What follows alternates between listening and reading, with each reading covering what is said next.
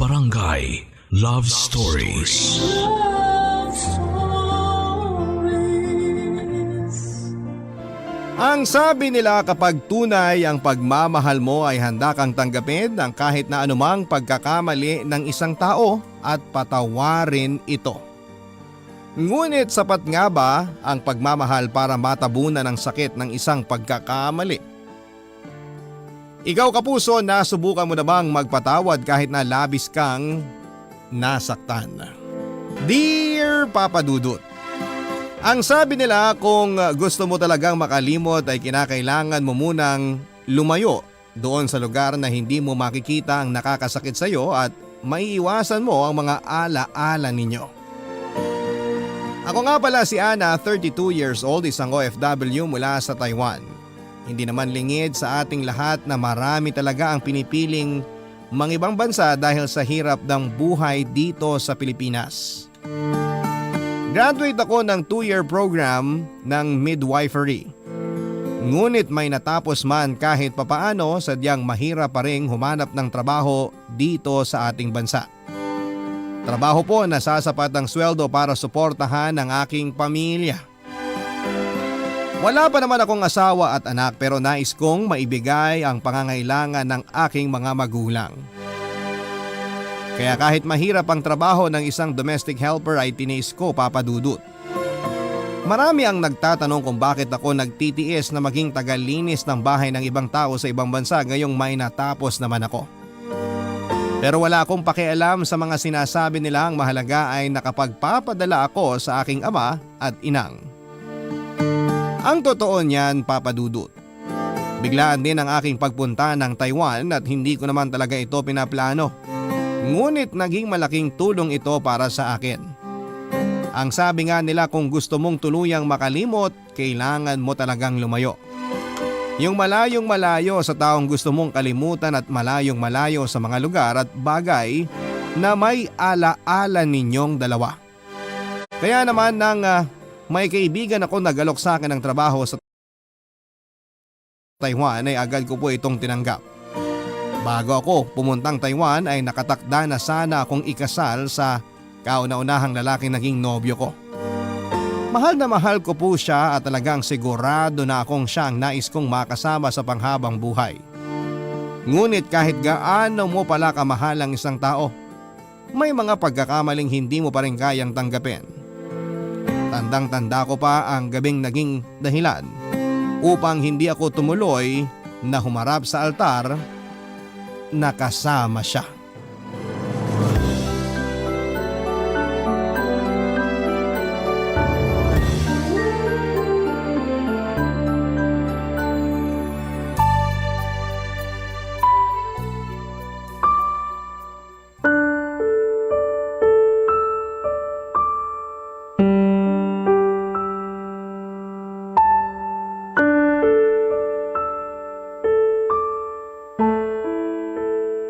Ate, ayoko sanang sabihin sa'yo dahil alam kong masasaktan ka.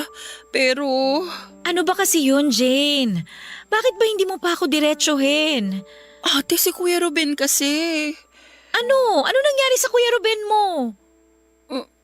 Ano kasi ate? Ano ba, Jane? Kanina ka papaligoy-ligoy eh. May nangyari ba sa Kuya Ruben mo? Kasi ate, si Dina, yung bago kong kaibigan sa trabaho... O ano naman ang kinalaman niya sa Kuya Ruben mo? Nakita niya kasi yung pictures natin sa cellphone ko. Nagulat siya, nakakilala ko si Kuya Ruben. Tapos sabi niya, naging karelasyon niya raw si Kuya Ruben. Naging karelasyon? Hindi ko naman talaga tinatanong ang kuya mo tungkol sa mga ex niya. Naging karelasyon lang naman pala, eh di tapos na. Pero kasi ate, naging magkarelasyon sila habang kayo ni Kuya. Ano? Sigurado ka ba dyan sa sinasabi mo? Ayoko rin naman sana maniwala ate, pero kasi… Jane, hindi magandang biro yan ha. At seryosong bagay ang binibintang mo sa kuya mo. Pero meron ako mga ebidensya ate. Sige nga, kailan naging sila? Sabi ni Dina, 2 months ago lang. 2 months ago? Eh nagpaplano na kami ng kasal nun ah. Kaya nga ate, kaya nga sobrang nagulat din ako. Ayoko talagang maniwala sa kanya nung una pero… Anong ebidensya mo? Nasaan yung mga sinasabi mong ebidensya mo? Eto ate, pinasa niya lahat sa akin. Meron silang picture sa phone ni Dina at nabasa ko rin yung mismong conversation nila. Patingin nga. Baka naman nagkakamali. Ate, sorry. Ayoko na sanang sabihin sa'yo kasi nga malapit na kayong ikasal. Pero hindi kasi kaya ng konsensya ko na itago yan sa'yo eh. Paano nagawa sa akin to ng Kuya Ruben mo? Bakit? Ate, sorry talaga. Pero sabi naman ni Dina, tinapos na ni Kuya ang relasyon nila. Nang sabihin ko sa kanya na ikakasal na si Kuya, nagulat siya. Hindi niya raw alam na may karelasyon pala si Kuya Ruben. Gusto niyang humingi ng tawad sa'yo pero ayaw na niya ng gulo. Salamat, Jane, na sinabi mo sa akin yung totoo kahit na masakit. Sorry talaga, ate. Hindi mo kailangan mag-sorry sa akin. Hindi ka ang dapat na humihingi ng sorry sa akin ngayon. Ano nang plano mo ngayon? 1 linggo na lang kasal niyo na. Hindi ko alam. Masyadong biglaan tong mga impormasyon na to eh. Hindi ko pa alam kung paano ko haharapin ang kuya mo. Pero sana pag-isipan mong mabuti ha. Huwag kang pabigla-bigla sa gagawin mong desisyon, ate. Hindi ko pa alam, Jane. Ang naiisip ko pala ngayon kung gaano ako katanga na hindi ko man lang naramdaman na meron pala siyang ibang babae habang ako abalang-abalang nag-aasikaso ng kasal namin. Paano niya nagawa sa akin to? Wala kang kasalanan. Nagmahal at nagtiwala ka lang. Ang tanga-tanga ko. Grabe, tanga-tanga ko. Kumalma ka muna ha. Magpahinga ka na muna. Jane, may pakiusap sana ako eh. Ano yun, ate? Pwede bang sa atin na lang muna to? Wala ka munang pagsasabihan na kahit sino. Lalo na kina ama at inang. Please lang. O sige. Papadudot ng gabing yon ay hindi ko po alam kung paano ko puputulin ng pira-pirasong basag na puso ko. Dahil pakiramdam ko habang pauwi ako ay isa-isa rin silang nalalaglag. Sobrang bigat ng aking pakiramdam. Pinilit kong wag tumulo ang luha ko habang naglalakad ako pauwi. Ngunit pagdating ko sa aking kwarto ay naupo na lamang ako sa sahig at tahimik na umiyak.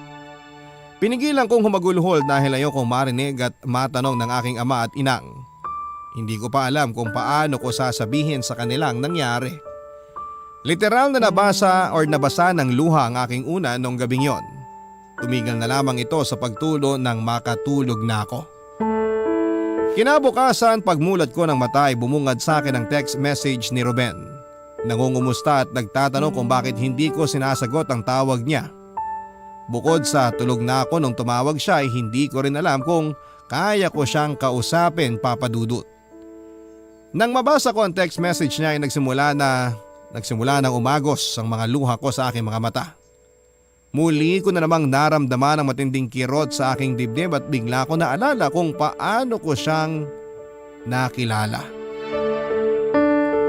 Ako ang laging nagbabantay noon sa tindahan ni Inang. Madalas ay bumili noon si Ruben lalo na kung ako ang nagbabantay. Kapag bumibili siya, madalas din ang kantsaw sa kanya ng mga kabarkada niya. Nung una ay hindi ko naman pinapansin hanggang sa naging madalas na nga po ang panunodyo nila. Paunti-unti na rin nagtatanong sa akin si Ruben tungkol sa mga personal kong impormasyon tulad ng saan ako nag-aaral, ano ang paborito kong pagkain hanggang sa isang araw, inamin niyang matagal na raw niya akong crush at natotorpe lang talaga siya. Hindi ko kaagad ibinigay sa kanya ang number ko nang hingin niya. Ngunit dahil na rin sa araw-araw niyang pangungulit, ibinigay ko na rin, Papa Dudut. Naging magka-textmate kami at nagsimula siyang manligaw. Ayoko naman sana talagang tablan sa mga matatamis niyang salita pero hindi nga nagtagal dahil na rin sa tiyaga niya. Unti-unti akong nahulog sa kanya, Papa Dudut. 5 buwan din bago ko siya tuluyang sinagot hanggang sa umabot na nga kami ng 5 taon at ikakasal na sana. Kung hindi ko lang natuklasan ang ginawa niyang pagtataksil.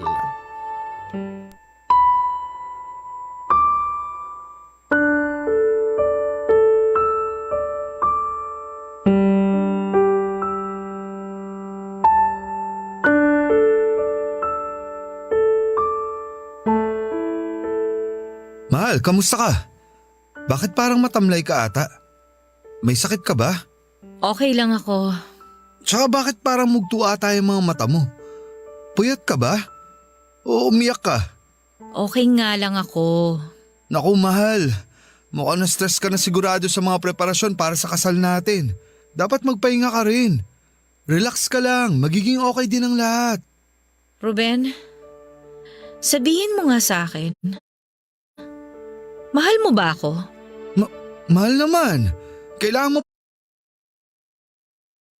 pa bang itanong yan? Ano bang nangyayari sa'yo?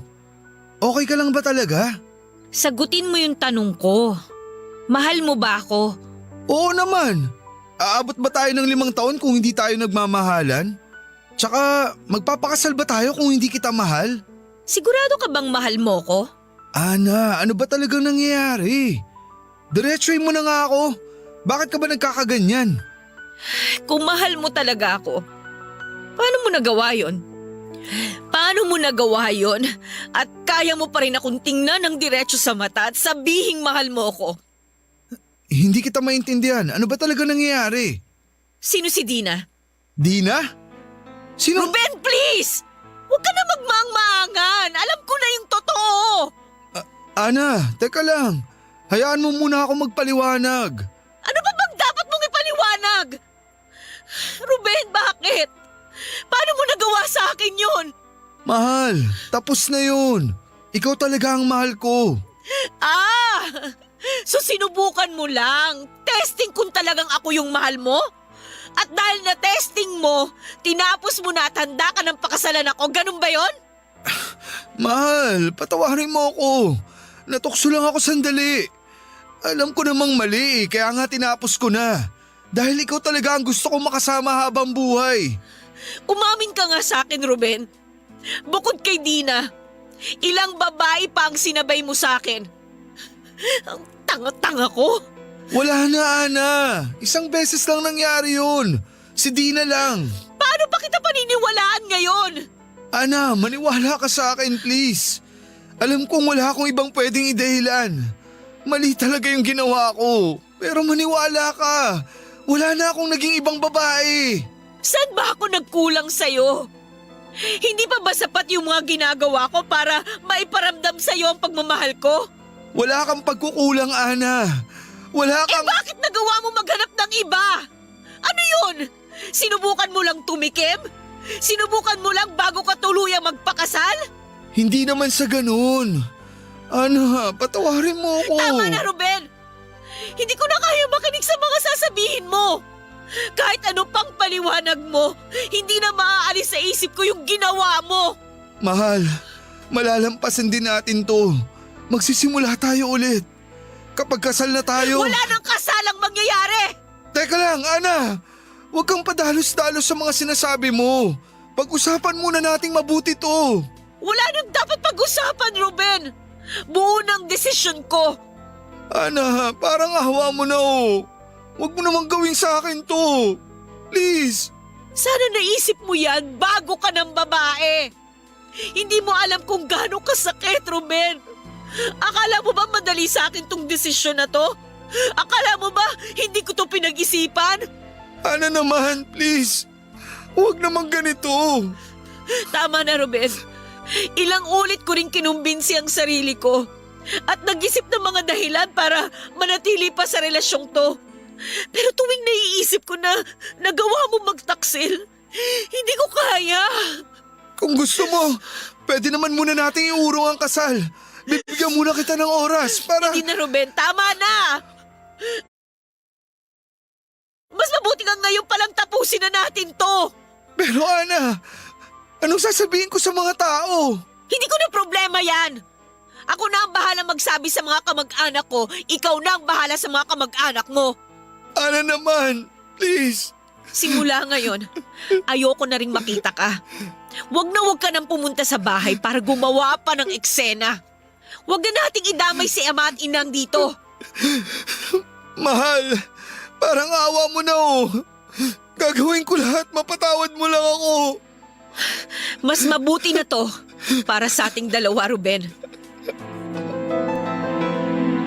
Nang umuwi ako mula sa pag-uusap namin ni Ruben ay hindi ko na napigilan ang tuloy-tuloy na pagdaloy ng aking mga luha. Hindi ko maipaliwanag ang sakit na nararamdaman ko, Papa Dudut. Tila ba papel na nilulukot ang aking puso. Unti-unting gumuho ang mga pinapangarap ko para sana sa pamilyang sisimulan naming dalawa. Ngunit kahit gaano pa kasakit, kinakailangan kong humarap kay Ana at Inang upang sabihin. Kailangan kong humarap sa aking mga magulang kay Ama at Inang upang sabihin sa kanila na hindi na matutuloy ang aming kasal. Noong una po ay nagagalit ang aking mga magulang. Lalo na si Ama dahil 1 linggo na lamang sana ay kasal na. Nabili na ang ihahaing baboy, nakausap na ang mga magluluto. Ilang ulit nila akong tinanong kung anong dahilan ng biglang pagbabago ng isipan ko pero wala akong lakas ng loob na sabihin ang katotohanan. Ang tanging sinabi ko lamang sa kanila ay napagtanto ko na hindi pa ako handa. 2 araw makalipas ang pag-uusap namin yon ni Ruben ay tumawag sa akin ang isa kong kaibigan na matagal na rin akong kinukulit. Baka raw gusto kong sumama sa kanya na magtrabaho sa Taiwan. Tutulungan niya raw akong mag-ayos ng mga dokumento kung papayag ako dahil urgent ang hinahanap. Sa tindi ng sakit na nararamdaman ko noon ay hindi ko na pinag-isipan pa. Agad na akong pumayag at nagasikaso ng mga papeles na kakailanganin. Naisip kong ito ang kailangan ko para makalayo at tuluyan ng makalimot. Mabilis naman akong nakapagayos ng aking mga kailangan. Agad ako nagpaalam sa aking mga magulang, Papa Dudut. Labag man sa kanilang kalooban ang bigla kong desisyon ay pumayag na rin po sila. Kaya naman ang nakatakdang araw ng kasal ko sana ay naging araw ng pag-alis ko ng Pilipinas upang magkaroon ng bagong simula. Ang mga kwento ng pag-ibig, kwento ng buhay at kwento ng pag-asa. Nasa Spotify na, Barangay Love Stories. Pakinggan kahit kailan, kahit saan. Barangay Love Stories sa Spotify. Kinig na, kabarangay! Totoo palang hindi lahat ng nasa ibang bansa ay maayos ang buhay, Papa Dudut. Lingid sa kalaman ng marami kapag sa ibang bansa ka nagtatrabaho, lalo na kung isa kang domestic helper, hindi basta-basta ang kailangan mong gawin upang kumita ng pera. Noong mga unang buwan ko sa Taiwan ay halos gabi-gabi pa rin po akong umiiyak. Tila hindi nababawasan ang sakit na nararamdaman ko. Parang paulit-ulit pa rin pinupunit ang puso ko tuwing maaalala ko si Ruben. Maraming beses na iniisip ko kung nagkamali ba ako ng desisyon. Kung dapat bang binigyan ko pa siya ng pagkakataon. Ngunit paulit-ulit din ang sagot ko. Hindi ko kaya. Alam ko lang na kung tinuloy namin ang kasal ay mapupuno lamang ng duda ang aming pagsasama. Kaya lagi kong kinukumbinse ang sarili ko na tama lang ang ginawa ko. Nagdesisyon ako na sa halip na isipin si Ruben, kailangan kong pulutan ang aking sariling bumangon mula sa pagkakalugmok. Kaya pinili kong pagurin ang sarili ko sa mga trabaho ko sa bahay. Ginagawa ko ang lahat ng pwede kong gawin, yung tipong pagdating ng gabi, wala na akong oras para mag-isip, kundi ang matulog na lamang. Kaya naman tuwang-tuwa sa akin ang aking amo, mababait sila at madalas ay binibigyan pa ako ng bonus. Umabot din ako ng 3 taon sa Taiwan. Sa 3 taon na yon, 1 beses lamang akong nakauwi at nakabisita dahil nangihinayang din po ako sa pamasahe. Ngunit nang malaman ko na may sakit si Inang, ay nagpasya na po akong umuwi para maalagaan ko siya. Hindi ko masasabing tuluyan ang naghilom ang sugat na dala ko nang umalis ako, ngunit kahit papaano, kaya ko na ulit umuwi sa lugar na makapagpapaalala sa akin ng maraming bagay.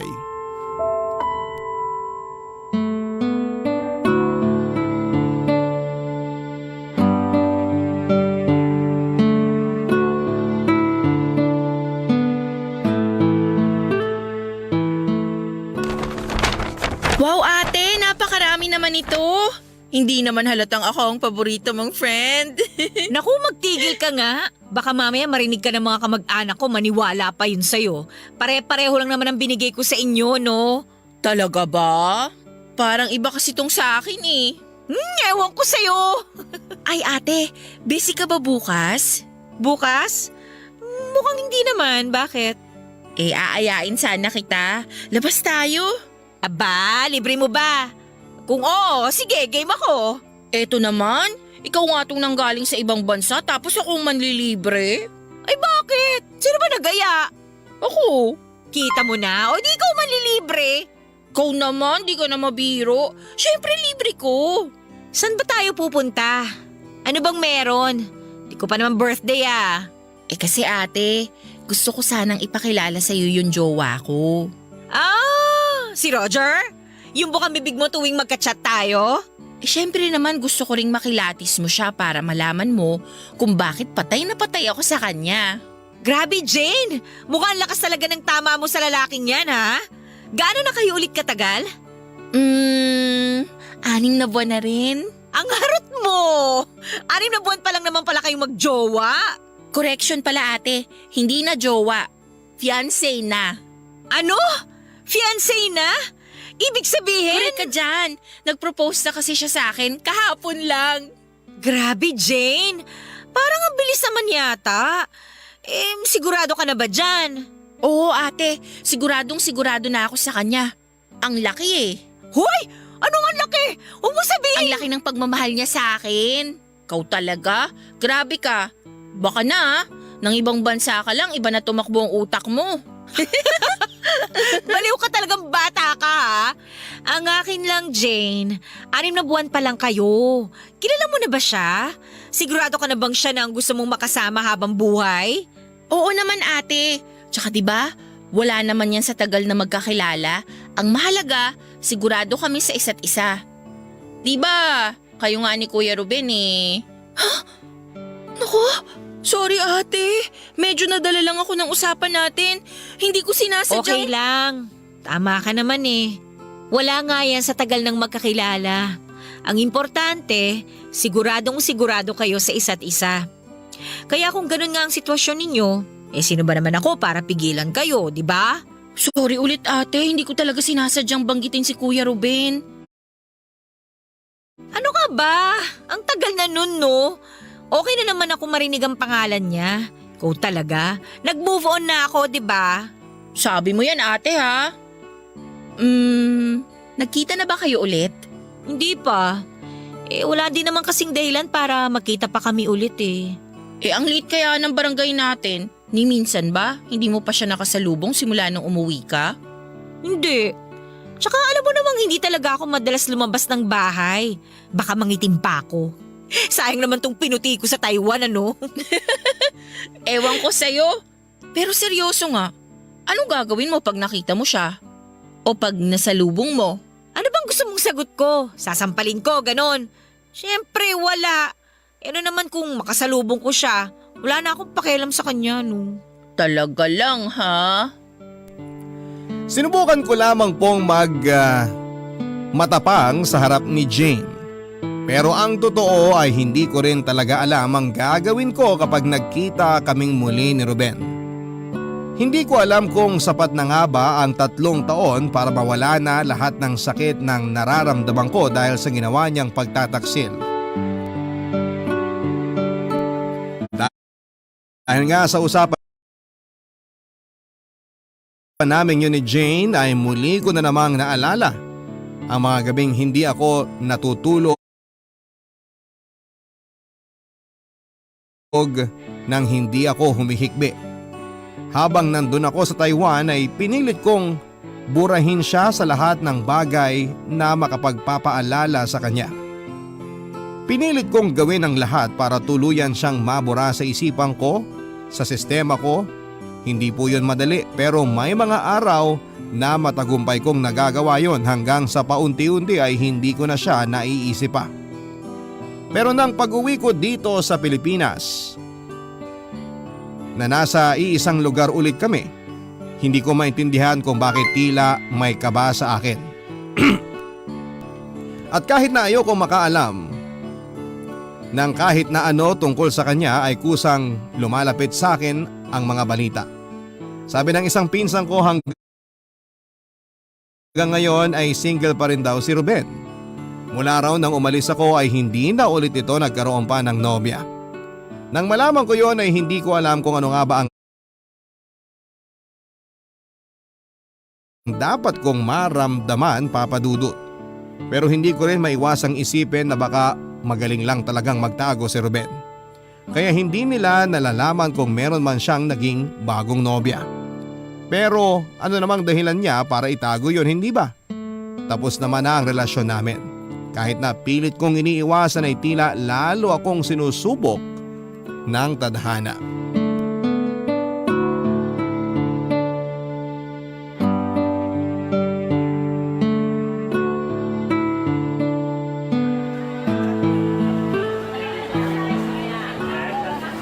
Ana! Ana! Oh, Ruben! Dito pa talaga tayo sa palengke nagkasalubong. Oo nga eh. Kumusta ka na? Okay lang naman. Ako, di mo man lang ba ako kukumustahin? Ay, oo nga. Ikaw, kumusta? Eto, nagsisisi pa rin sa nagawa ko sa'yo. Naku Ruben, nagmamadali pala ako. Tapos ka na bang mamalengke? Gusto mo samahan na kita para mas mapabilis ka? Ay hindi na, konti lang naman ang mga bibilin ko eh. Sige na, mauna na ako ha. Teka lang, Ana. Baka naman pwede tayong mag-usap kahit sandali lang. Pasensya ka na ha, nagmamadali talaga ako eh. Kahit hintayin na kitang matapos mamalengke. Sige na. Naku, maiinip ka lang. Mainipin ka pa naman. Okay na ako, sige na, sige na. Iniiwasan mo pa rin ba ako? Hindi ah. Pakiramdam ko, iniiwasan mo pa rin ako eh. May epekto pa rin ba ako sa'yo? Ano bang sinasabi mo? Wala na, no? Kung ganun, baka naman pwede mo na akong pagbigyan. Mag-usap naman tayo, please. Napakakulit mo talaga. Sige na nga. Pero dito talaga sa gitna ng daan? Doon, gumilid muna tayo sa may waiting shed.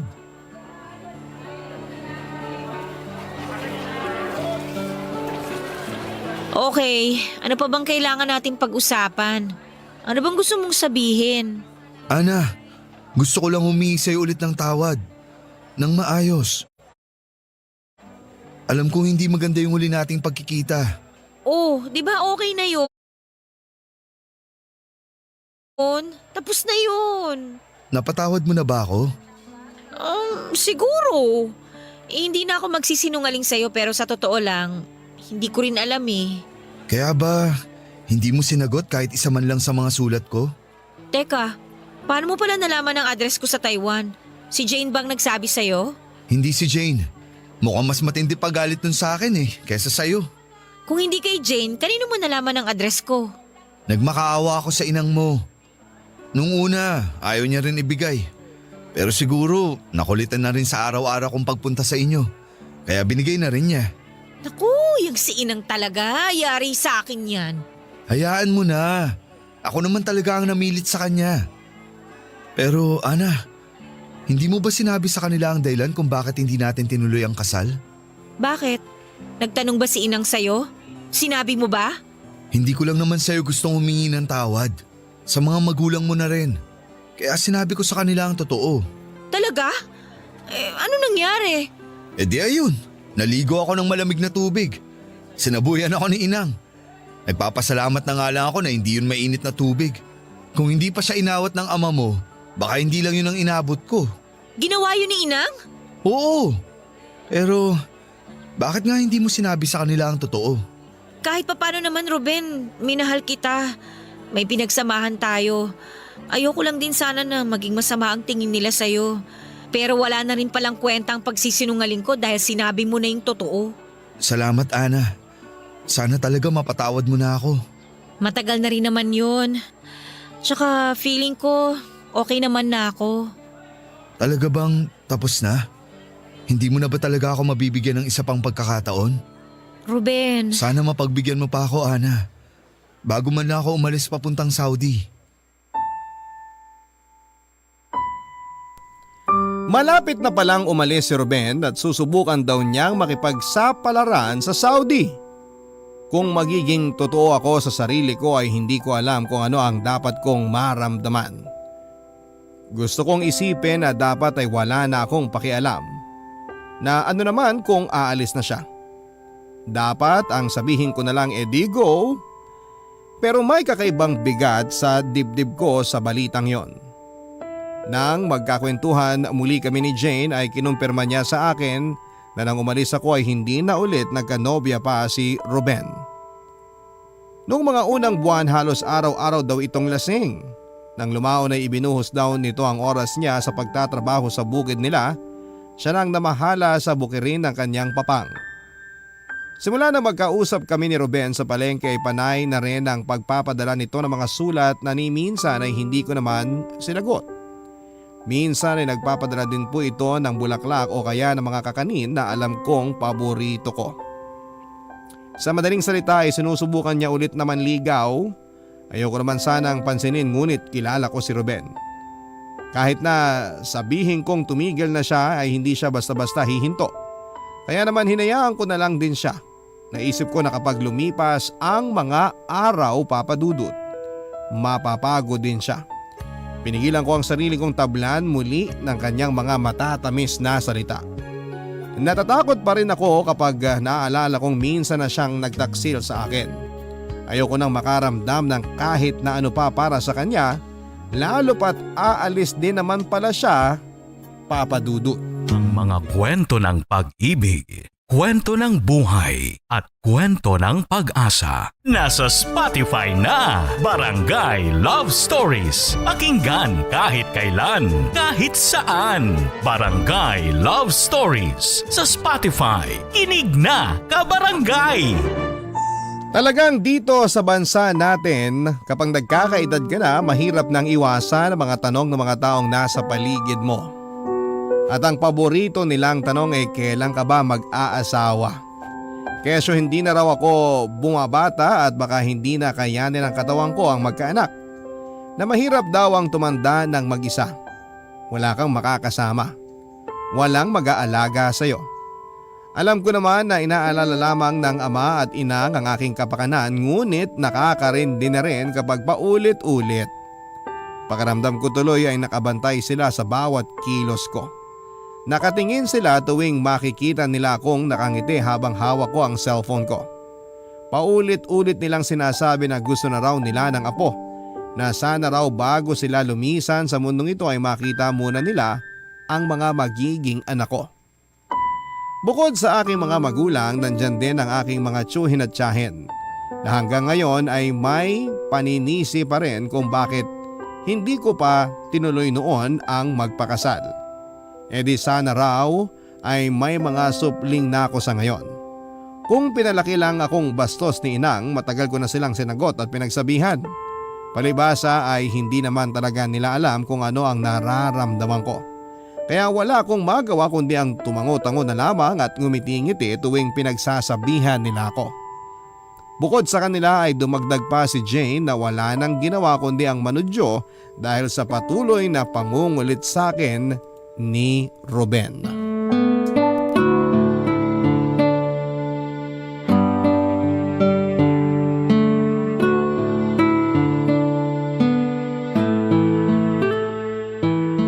Grabe ate, sa 3 taon mo sa Taiwan, wala ka man lang nakilala ron?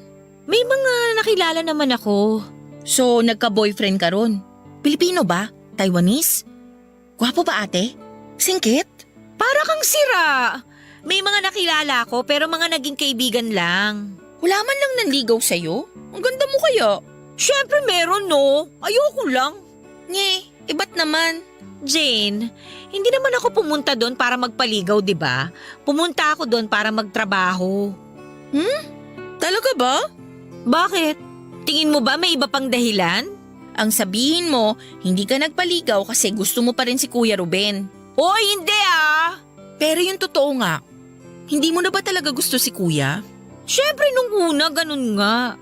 Bakit ako magpapaligaw kung hindi ko pa naman talaga nakakalimutan yung ex ko?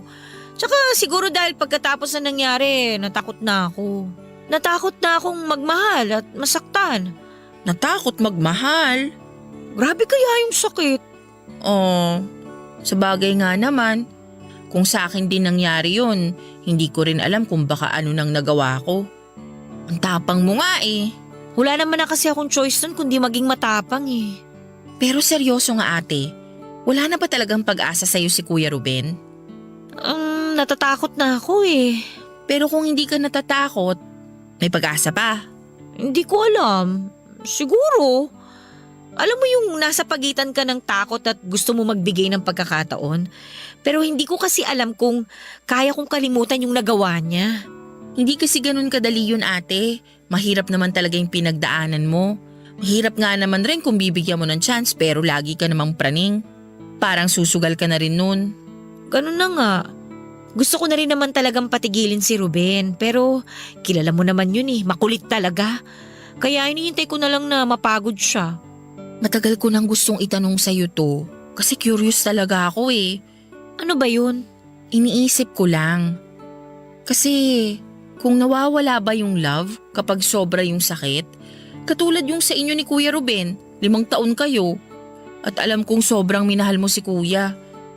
So nung nagkamali siya at nasaktan ka, nawala ba yung love? Nawala ba yung matinding pagmamahal? Kaya siya naging sobrang masakit kasi sobrang tindi rin yung pagmamahal. Ganun naman kasi yun eh. Yung mga taong minamahal natin, lalo na yung mga sobrang minamahal natin ha, sila rin yung may kakayahan na saktan tayo ng sobra. Doon naman sa kung nawawala ba yung love, sa totoo lang, hindi. Hindi. Ibig sabihin, kahit sobrang nasaktan ka ni Kuya, mahal mo pa rin siya?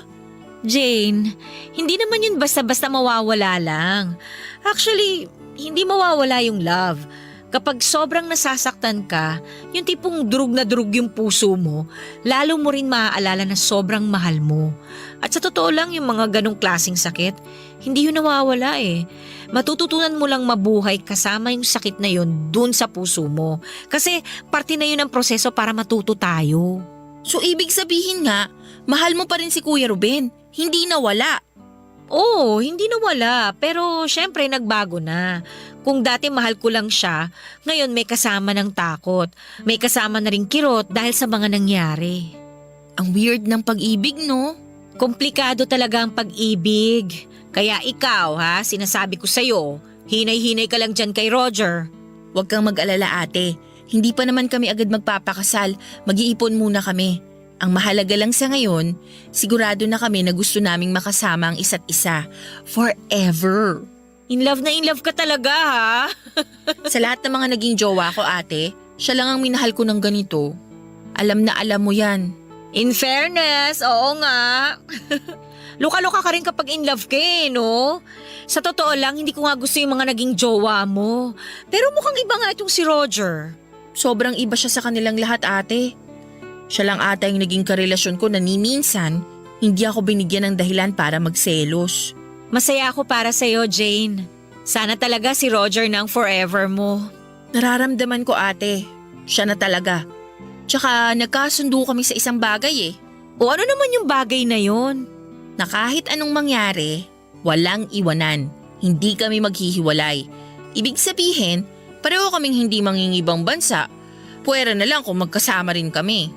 Wow naman! Mukhang maganda yan ha? Speaking of ibang bansa, alam mo bang malapit nang umalis si Kuya Ruben pa Saudi?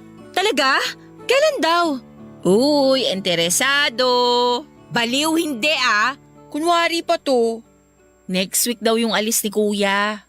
Next week na?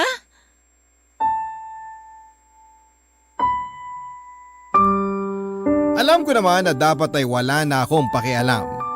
Ano naman kung aalis na next week si Ruben? Mas mabuti nga yun nang hindi ko na siya tuluyang makita pa. At least wala nang mangungulit sa akin. Maari ko nang ituloy ang pag-move on ko pero kung magiging totoo ako sa sarili ko, nakaramdam na naman po ako ng kirot. Naitago ko yon sa harap ni Jane pero nangako na lamang mag-isa. Parang hindi ako mapakali. Hindi ako nakatulog ng gabing yon at hindi ko maintindihan ang sarili ko. Hindi ko maintindihan ang nararamdaman ko. Ilang ulit akong nagpaikot-ikot sa aking higaan at umaasang magkakaroon ng sagot ang mga tanong ko. Dahil hindi ako makatulog, binalikan ko ang mga sulat ni Ruben.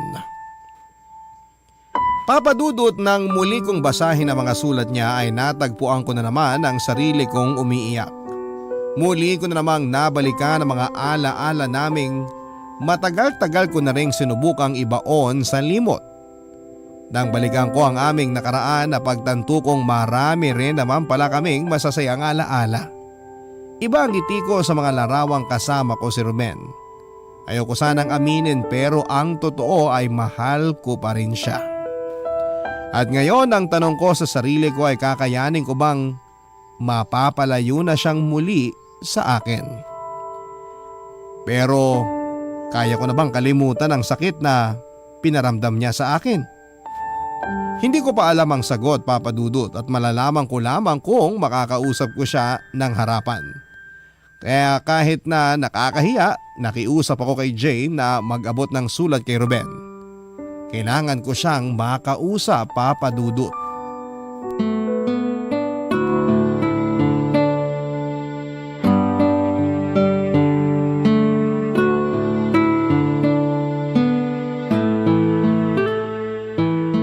Ana, salamat naman at pumayag ka nang makausap ako. Ang tagal ko rin inintay ang sagot mo sa mga sulat ko. Masyado ka namang masaya. Siyempre naman, masaya lang ako na nakakausap na ulit kita. Balita ako, malapit ka na umalis ah. Oo nga eh, next week na. Naayos mo na mga papeles mo? Oo, kompleto na. Paalis ka na pala talaga. Uy, mamimiss niya ako. Anong pinagsasasabi mo? Umamin ka na kasi, mamimiss mo ako no? Ruben, bakit ba kinukulit mo pa rin ako? Ha? Sabihin mo nga sa akin yung totoo. Ah, teka lang Ana, bakit bigla kang umiyak? Sagutin mo yung tanong ko. Bakit ba kinukulit mo pa rin ako? Sinabi ko naman na sa'yo, di ba? Mahal pa rin kita. Hindi pa rin kita nakakalimutan. Pero bakit? May sagot ba yun? Hindi ko rin alam. Sinubukan ko rin naman nakalimutan ka. Pero wala eh. Nung umalis ka noon, sobrang sakit na naramdaman ko. Pakiramdam ko mamamatay na ako sa sobrang sakit ng puso ko. Kung ganun mo pala ako kamahal, bakit mo ako nagawang lokohin nun? Alam ko na walang magiging sapat na rason para ipaliwanag ang pagkakamali ko na yon. Pero sobrang pinagsisihan ko na yon. Hanggang ngayon, hindi ko pa rin napapatawad ang sarili ko na nasaktan kita ng ganong katindi. Sobrang sakit ng puso ko nun, Ruben. Pakiramdam ko nun, araw-araw pinipira-pira sa yung puso ko. Gumuho lahat ng pangarap ko para sa ating dalawa. Alam kong sobrang laki ng pagkakamali ko, Ana. At hindi kita pipilitin na patawarin ako agad-agad. Alam kong kailangan kong paghirapan muna ng gusto bago ko makuha ulit ang tiwala mo. Para makalimutan mo na yung sakit na naramdaman mo. Hindi ko alam kung makakalimutan ko pa yon, Ruben. Hindi ko rin alam kung kailan o kung paano. Handa akong maghintay, Ana. Hanggang sa mapatawad mo na ako. Pero aalis ka na. Bakit? Ayaw mo ba? Pipigilan mo ba ako? Kapag sinabi ko ba sa'yo na huwag ka nang umalis, hindi ka aalis? Oo! Kapag sinabi mong huwag na akong umalis, hindi ako aalis. Alam mo kung ano nakakatawa, Ruben? Kahit na sobrang tindi ng sakit na naramdaman ko dahil sa ginawa mo noon, ang totoo,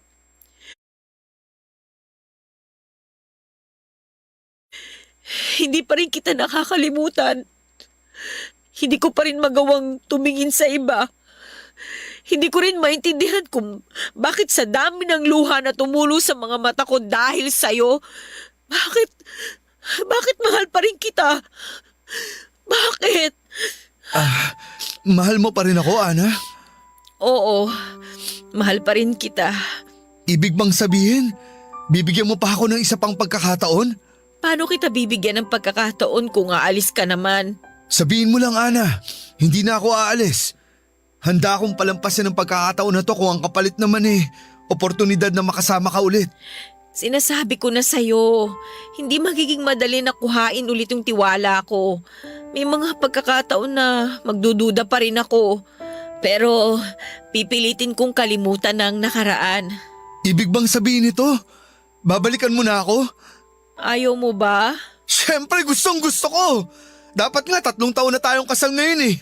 Oo nga no, ngayon pala dapat yung araw na yon. Ikaw kasi. Ako talaga ha? Joke lang. Ikaw naman di mabiro. Pero gusto mo ba ituloy na natin? Ang alin? Magpakasal. Ana, hindi na kita pakakawalan ulit. Teka lang, seryoso ka ba?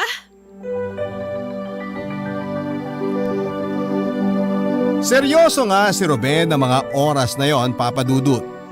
Hindi ko rin alam kung anong pumasok sa utak ko at pumayag ako.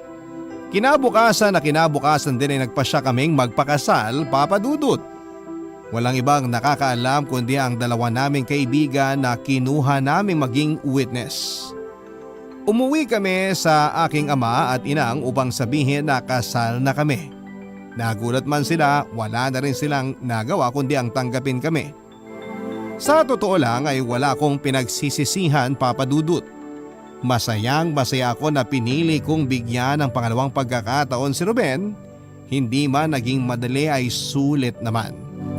Sabi nga nila kapag tunay ang pagmamahal mo ay babalikan mo. Siguro nga sadyang may mga pagmamahal na sa sobrang tindi ay kayang matabunan kahit pa ang masasakit na pagkakamali.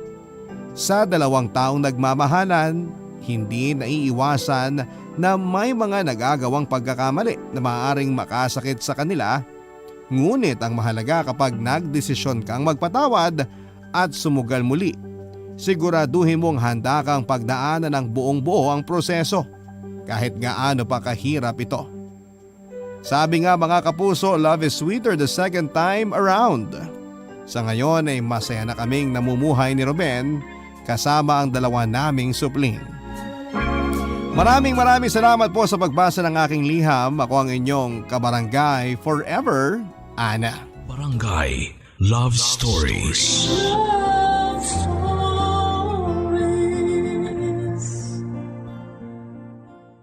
Barangay LS 97.1 97.1 Number 1. Forever. Barangay LS 97.1 97.1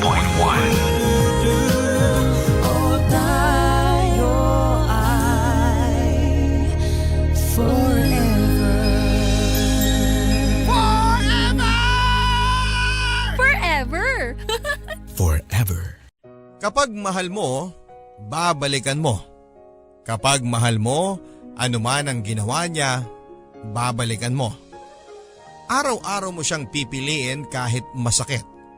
Araw-araw mo siyang mamahalin kahit alam mong laso na siya sa sistema mo. Kapuso, nagmahal ka na ba ng ganito?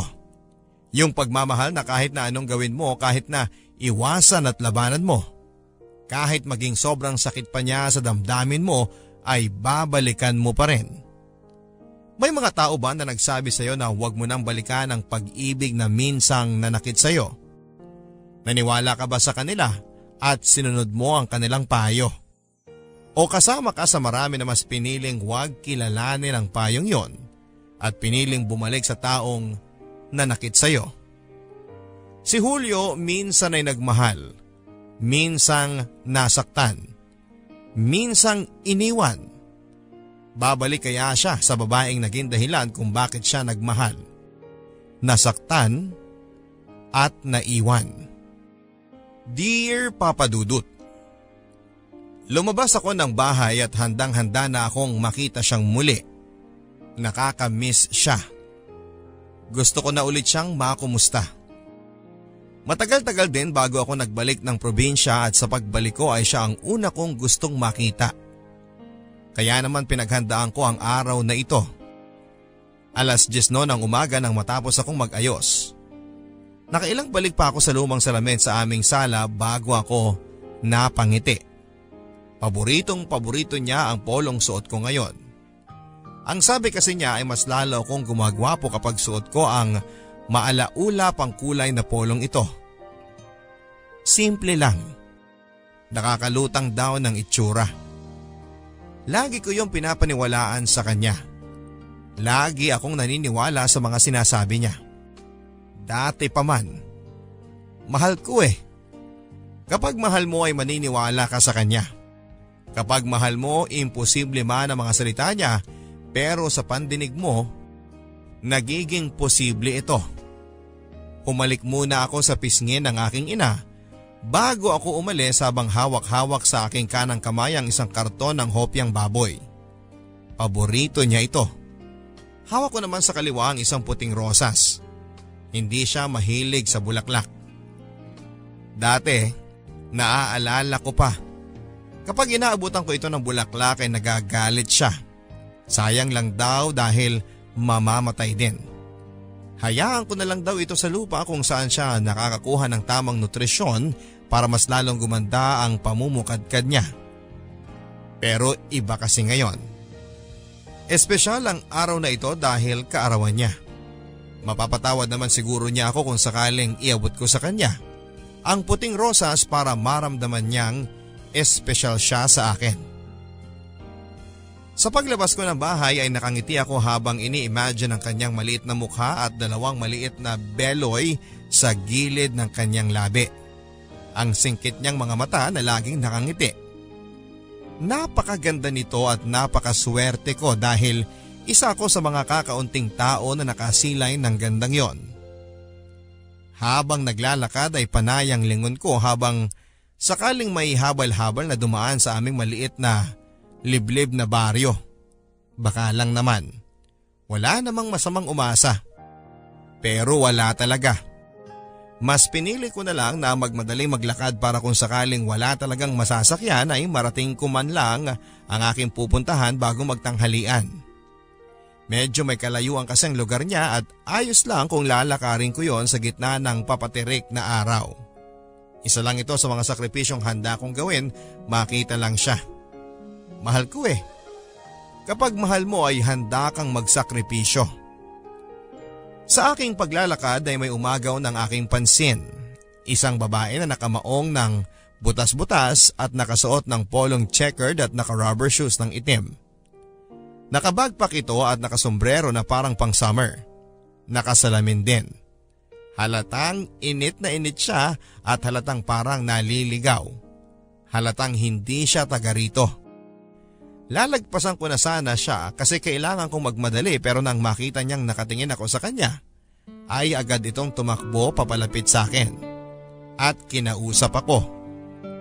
Dito magsisimula ang aking kwento. Kuya, baka naman pwedeng magtanong. Ano yun? Ako nga pala si May.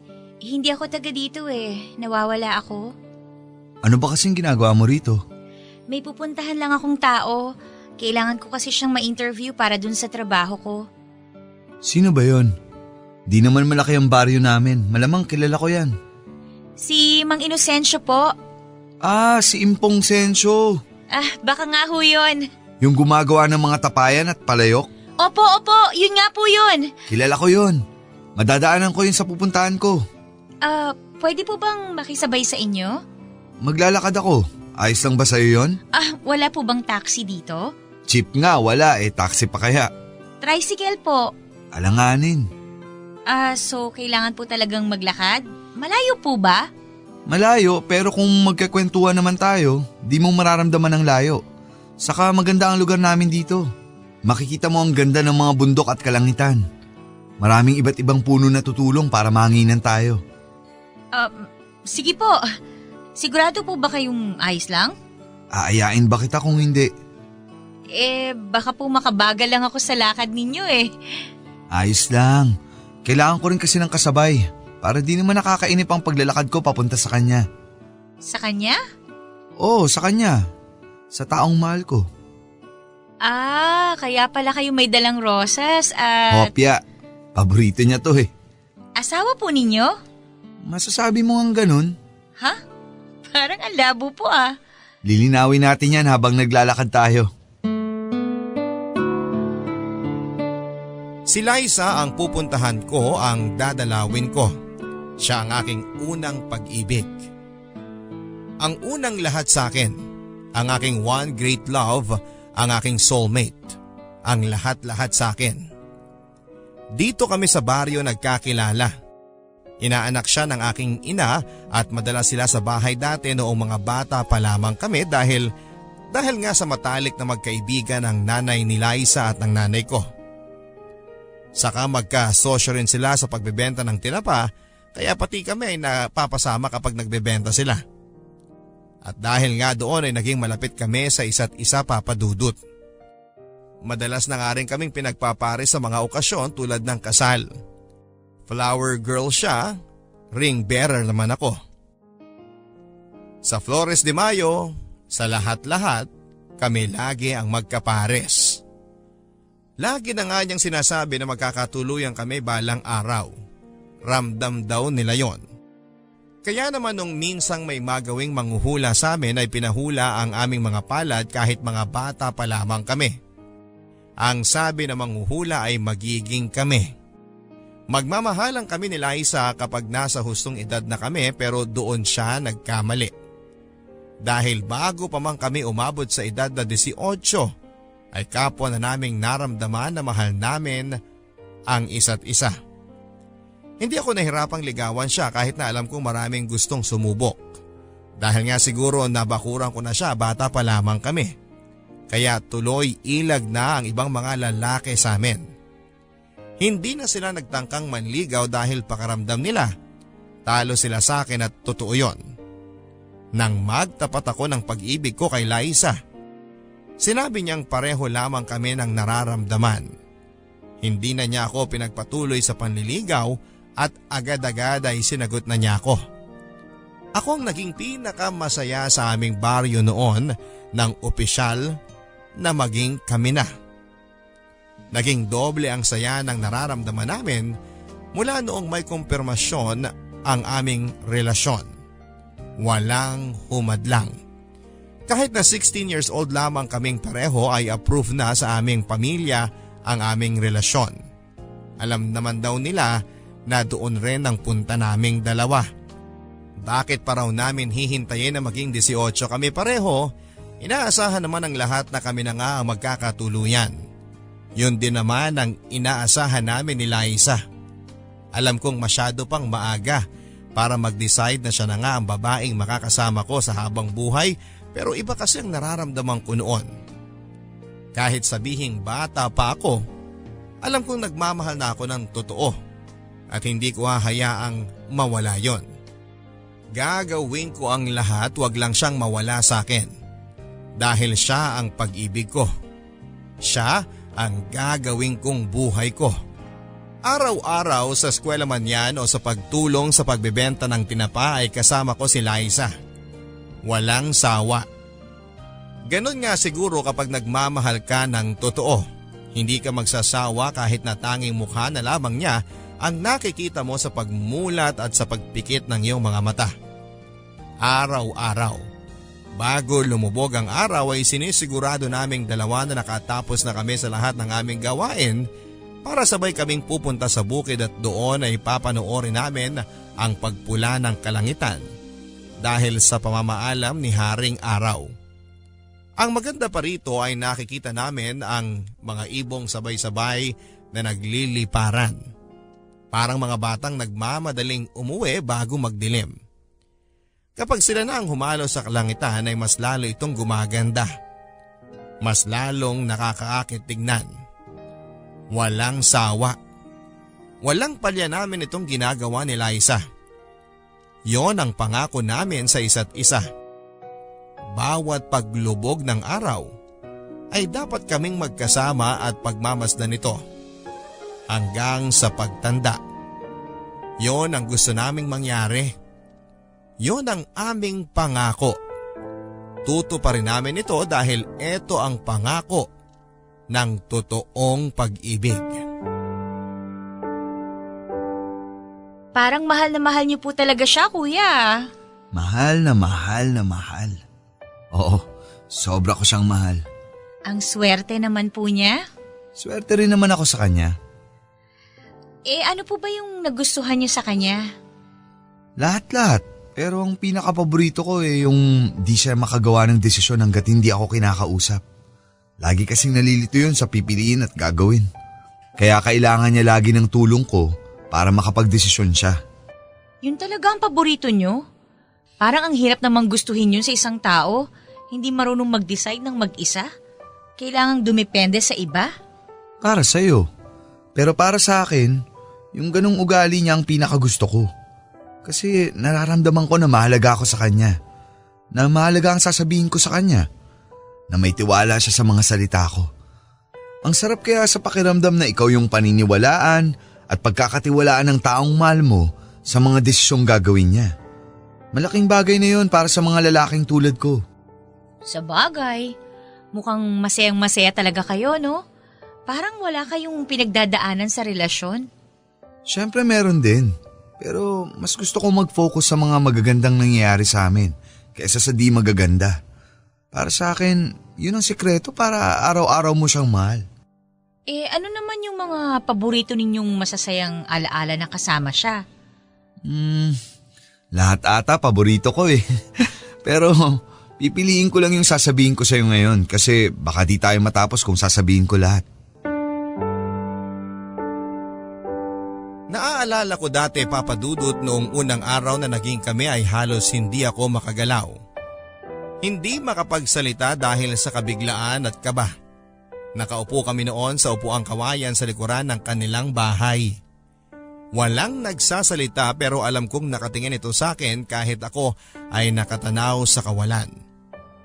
Parang nakikita ko nga ang ngiti niya kapag nakatalikod ako. Medyo may distansya sa pagitan naming dalawa. Ewan ko ba, noong magkaibigan kami ay halos maging magkakulay na ang aming mga siko dahil laging magkadikit. Pero ngayong kaming dalawa na ay parang may kuryente na kapag nagdadampi ang aming mga balat ay naaalala ko pa noon. Nang hindi niya mahintay na magsalita ako ay agad nitong hinila ang aking mukha at saka hinalikan. Gulat na gulat ako noon. Hindi ko alam ang gagawin. Ito ang aking unang halik sa buong buhay ko. Alam kong ganun din siya dahil ramdam ko na hindi niya alam ang susunod na gagawin after ng halik na yon. Parang ang nagpapaligsahan sa panginginig ang aming mga labi habang magkadikit. Hindi alam ang susunod na gagawin. Ibubukas ba namin ang bahagyang mga bibig at ano ang susunod? Masyado pa ata talaga kaming bata sa halik na yon. Basta ang alam ko ay halos 1 minutong magkadampi ang mga labi namin at walang gumagalaw. Hanggang sa bigla na lamang itong natawa habang magkadampi ang aming mga labi. Marahil ay natawa siya sa biglang paghalik sa akin o natawa siya dahil para kaming mga tanga na magkadikit ng matagal ang aming mga labi. Humiwalay ito at doon ay tinuloy ang pagtawa. Sumabay na rin ako. Nawala ang tensyon sa pagitan namin. Nagkatingin ng kaming pareho, mata sa mata. Sabay kaming ngumiti at parang nababasa namin ang nilalaman ng utak ng bawat isa. Ganon nga siguro ata talaga kapag nagmamahalan kayo. Kahit walang salita, magkakaintindihan kayo dahil nauunawaan ng puso ang hindi mailabas ng mga salita. Masaya. Masaya ang magmahal. Sana ganito na lang kami lagi sa araw-araw. Sana nagmamahalang kami lagi-lagi. At dahil nga sa napasarap na ang kwento ko ay naligaw tuloy kami ng daanan ni May. Natatawa na lang kaming pareho. Humingi na lamang ako ng sorry kasi matagal-tagal na rin namang hindi ako nakakapunta sa aming baryo. Matagal-tagal ko nang hindi nakikita si Liza. Kaya siguro naging mapurol ang utak ko sa direksyon papunta sa kanila. Naiintindihan naman yun ni May, kaya naman nagtungo kami sa pinakamalapit na store para doon magpalamig muna dahil umaangat na ng todo ang araw. Napagod din kami ng bahagya sa paglalakad. Nauuhaw na kaming pareho. Kailangan ng malamigan ang aming mga lalamunan ng malamig na soft drinks. Naupo kami sa bangko sa harapan ng tindahan. May lilom naman ito dahil sa sako ng bigas kaya hindi kami naaarawan. Pabababain muna namin ng konti ang araw. Baka sakali para hindi naman kaming masyadong mapagod sa paglalakad. Saka muli kong inalala ang direksyon na pupuntahan namin. Basta ang ginawa ko lang ay inalala ko ang lugar na lagi naming nilalakaran ni Liza, papunta sa kanila.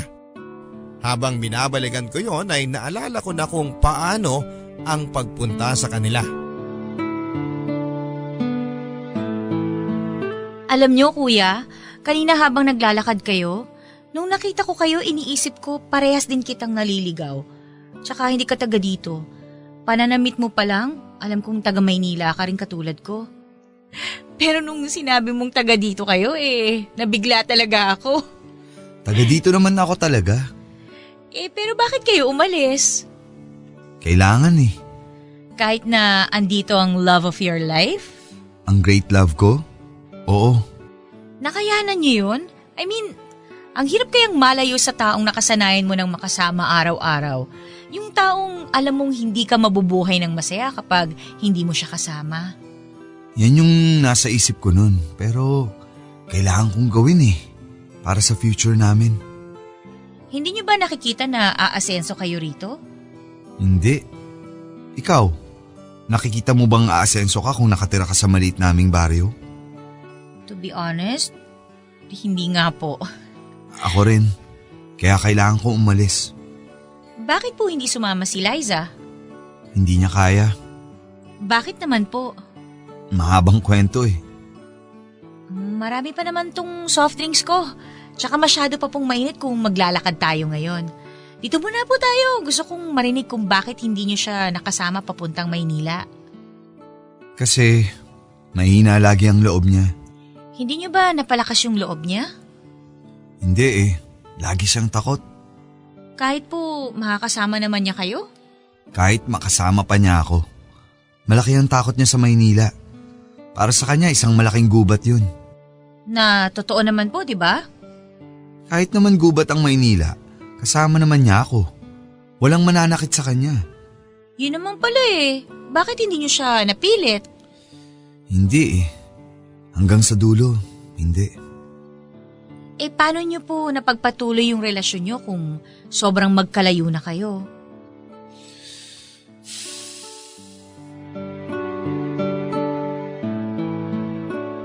Kinailangan kong pumunta ng Maynila para doon magkolehiyo. Mataas ang pangarap ng aking ina para sa akin. Gusto niyang malayo ako sa aming baryo dahil ang sabi niya, kung dito lamang ako ay walang mangyayari sa buhay ko. Magtitiis ako sa konting kanin, konting ulam, konting ginhawa. Totoo naman yon kaya agad ako napapayag na magpunta ng Maynila. Kahit ang kapalit nito ay iwanan ko si Liza sa aming probinsya. Siyempre hindi naman ako kaagad umuo sa alok ng nanay ko. Pero kapag naiisip ko na sa pagtanda namin ni Liza, baka hindi ko maibigay ang buhay na maginhawa at masaya para sa kanya kung dito lamang kaming pareho. Dapat may isa sa aming maglalakas ng loob na kalabanin ng tadhana para manalo ng magandang buhay. At ako yon. Alam kong ako yon. Nung sinabi ko ang plano kong ito kay Liza ay natahimik siya. Hindi kumontra pero hindi rin sumang-ayon. Hindi ko siya mabasa noon at hindi ko alam kung ano ang totoong reaksyon niya sa pag-alis ko at kung sakaling papayagan ba niya ako. Siguro magta-30 minuto itong natahimik nang ibog ako sa kanya ang balita ko. Nang hindi ako makatiis ay kinausap ko ito. Tinanong ko siya kung ayaw ba niya akong magpunta ng Maynila. Umiling ito. Tinanong ko siyang muli at ayos lang ba kung pupunta ako ng Maynila. Umiling din ito. Mas lalo tuloy naging malabo. Pinilit ko siyang iharap sa akin at doon ay umamin na siya sa akin. Ayon sa kanya ay ayaw niyang pumunta ako ng Maynila pero hindi niya ako pipigilan kung sakaling eto na ang desisyon ko. Hindi ayon sa kanya na malayo sa akin. Pero kung eto ang sa tingin ko ay ang tamang gawin, ay susubukan niyang suportahan ako. Hindi ko alam ang sasabihin noon at inaasahan kong pipigilan niya ako pero hindi niya ginawa. Sinabi lang nito ang kanyang saloobin na hindi siya masayang pupunta ako ng Maynila at malalayo sa kanya. Pero papayagan niya ako dahil ayaw niyang maging hadlang sa magandang buhay na ibibigay ng lungsod sa akin. Niyakap ko ito at sabay kaming nag-iyakan. Habang yakap ko siya ay parang ayoko nang umalis sa aming lugar. Pero sa tuwing maiisip ko naman na hindi ko mapapaganda ang buhay ni Liza at magiging pamilya namin ay biglang lalakas ang loob ko para ituloy ang aking plano. Nangako ako sa kanya na maghahanap ako ng trabaho doon habang nag-aaral para kapag nakapag-ipon na ako, kukunin ko na siya doon pero umiling siya. Umiling ng paulit-ulit. Nagtataka ako. Ang sabi niya ayaw niya sa Maynila. Takot siya sa gubat ng lungsod. Ayaw niyang mapasali dito. Kinumbinsi ko siyang hindi ganun doon. Pinalakas ko ang loob niya pero walang nagawa ang mga salita ko. Kahit kailan daw ay hindi siya tatapak doon. Basta ipangako ko lang daw sa kanya na kapag maayos na ang buhay ko roon, kapag nakuha ko na ang pangarap ko ay babalikan ko siya. Ang sabi ko nga ay hindi ko naman siya iiwanan talaga. Bakit ko siya babalikan? Kailangan ko lang malayo ng konting panahon pero hindi ibig sabihin nun ay iiwanan ko siya. Kami pa rin. Sinabi ko sa kanya ang plano ko na kapag maayos na ako roon ay sisimulan ko na ring ayusin ang buhay niya rito. Magsasama kami, magpapakasal, magkakaanak at magkakaroon ng maganda at maginhawang buhay dahil sigurado ako kapag natupad ko na ang pangarap ko sa Maynila, matutupad ko na rin ang pangako kong gawing maayos ang buhay ni Liza. Buti hindi po kayo nagkaroon ng problema nung nagkalayo na kayo. Problema? Ang dami. Lumala nung nagkalayo kami. Pero naayos niyo po? May mga pagkakataon na hindi. May mga pagkakataon na oo. Alin dun yung mas nangibabaw? Yung pagkakataon na hindi o yung pagkakataon na oo? Ikaw, ano sa tingin mo? Pagkakataon na oo. Mali. Pagkakataon na hindi. Sobrang bigat na po ba ng mga nangyari sa inyo habang magkalayo kayo? Oo eh. Lalo na nung nagsimula na akong mag-aral tapos sinabayan ko pa ng pagtatrabaho dun sa kantin ng universidad namin. Hindi niya po naintindihan yon? Hindi ko naman siya masisisi kung hindi kasi halos wala na akong oras sa kanya. Ni tawagan o i-text, hindi ko na magawa. Masyado ako nabigla sa mga bagong responsibilidad ko sa buhay. Kaya ganun, hindi ko na siya nasingit sa schedule ko. Pero sana naintindihan niya na ginagawa niyo lang yun para sa future niyo, di ba? Kahit kung ako rin naman nang nasa sitwasyon niya, hindi ko rin maiintindihan yun. Nangako ako na makakapagbigay ako ng oras sa kanya. Tapos sa huli, hindi ko naman nagawa. Kasi hindi niyo naman alam kung ano yung hirap na haharapin niyo sa Maynila, di ba? Oo, pero sana di na lang ako nangako kung ganun. Pero hindi ba dapat may panghawakan siya para ipagpatuloy niyo yung relasyon niyo? Kaya dapat lang na mangako kayo. Ayoko nangangako kung hindi ko matutupad. Masakit yun sa pagkalalaki ko. At mas masakit yun para kay Liza. Ano pong ginawa niyo? Sinubukan kong magbigay ng oras sa kanya. Nagawa niyo naman po. Hindi eh. Ano po nangyari? Nakahanap siya ng iba.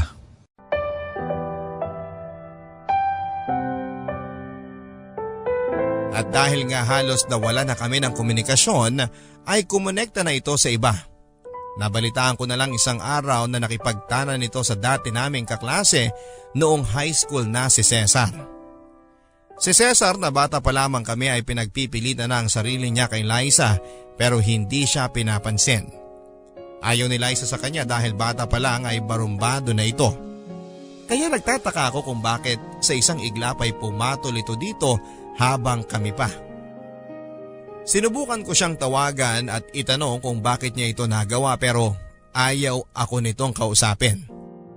Durog na durog ako noon. Hindi ako makapag-focus ng maayos sa trabaho ko at sa pag-aaral. Buong buo akong nilamon ng sakit na ginawa ni Liza sa akin.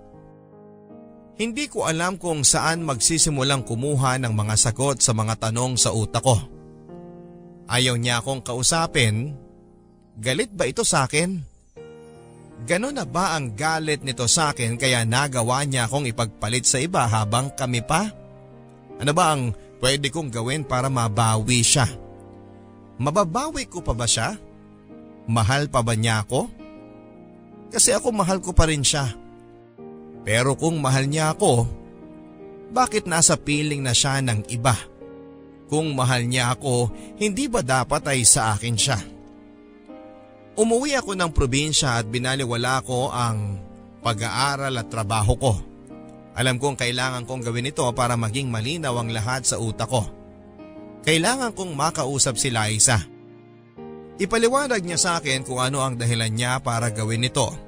Makikinig ako. Maniniwala ako sa mga sasabihin niya kasi kahit ganito na ang nangyayari sa amin ay mahal na mahal ko pa rin siya. At hindi yon mababago kahit ano ang ginawa niya. Dumiretso ako sa bahay ni na Cesar kung saan sila nakatira. Walang nakakaalam sa biglang pagdating ko. Kaya nagulat si Liza nang makita niya akong nasa bakuran ng bahay ni na Cesar.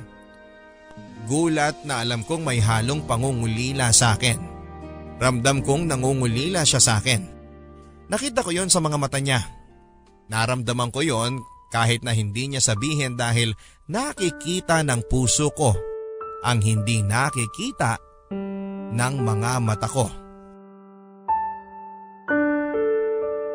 Anong ginagawa mo dito? Naghanap ng paliwanag. Paliwanag saan? Sa hindi mo pagpaparamdam? Alam mong busy ako sa pag-aaral at trabaho. Ni wala na akong oras para sa sarili ko. E di sana sinabi mo yun sa akin. Hindi yung isang araw wala ka nalang biglang paramdam. Julio, naghihintay ako sa'yo. Naghihintay ako kahit isang text mo lang para malaman ko naman kung ano ba tayo. May aasahan pa ba ako sa'yo? Babalik ka pa ba dito? Bumalik na ako. Huli na. Kasi may iba ka na? Si Cesar? Oo, Mahal mo ba siya? umalis ka na. Mahal mo ba siya? Marami pa akong gagawin, umalis ka na. Umalik ka na sa Maynila. Doon ka nababagay, hindi dito. Wala kang magiging buhay dito. Sagutin mo ang tanong ko. Mahal mo ba siya? Mahalaga siya sa akin kasi binibigyan niya ako ng oras. Mahalaga siya sa akin kasi hindi siya nangangako kung alam niyang alanganin siya. Pero mahal mo ba siya? Importante ba yon? Basta ang alam ko, hindi mo siya katulad. Oo, di ko siya katulad kasi ako may pangarap. Siya wala. Masakit kang magsalita porkit nakatikim ka lang na magandang buhay sa Maynila. Sinasabi ko lang ang totoo. Di ka ba nakatiis? Di ka man lang nakapaghintay?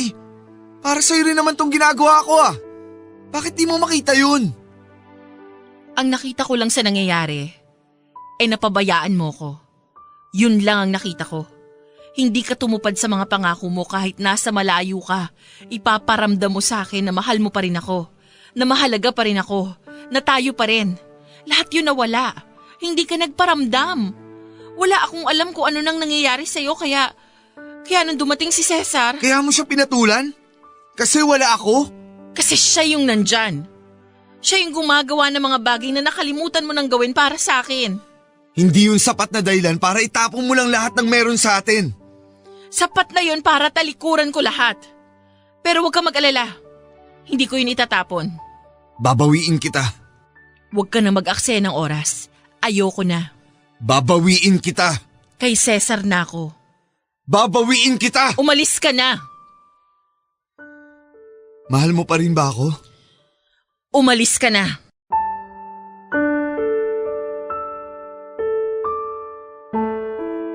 Hindi ako sumuko. Babawiin ko siya, yon ang mga sumunod kong pangako.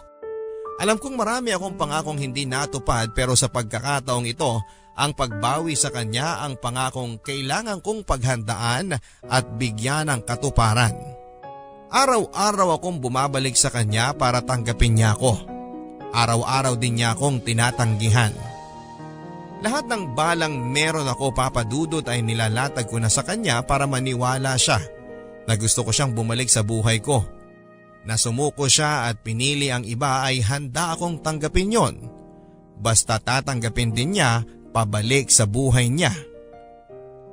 Pero naging matigas siya. Hindi ako mawawala ng pag-asa. Ramdam kong ako ang mahal niya at hindi si Cesar. Kailangan ko lang mailabas yon sa bibig niya. Kailangan kong mapaamin na mahal niya ako para makuha kong muli siya sa buhay ko.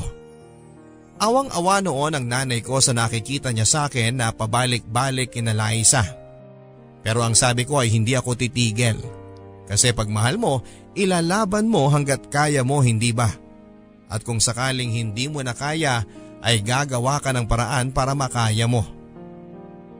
Matapos ang isang buwang pabalik-balik sa bahay nila, ay natsyempohan ako ni Cesar. Noong mga nakaraang dalaw ko kasi noon kay Liza ay laging wala si Cesar.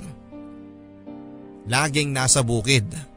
Wala itong alam na paulit-ulit kong binabalikan si Liza para bawiin, kaya naman noong nadatnan niya ako na kinukulit ko si Liza ay namuo ang galit nito at inambahan ako ng isang malakas na suntok na nakapagpabagsak sa akin pero hindi ako sumuko.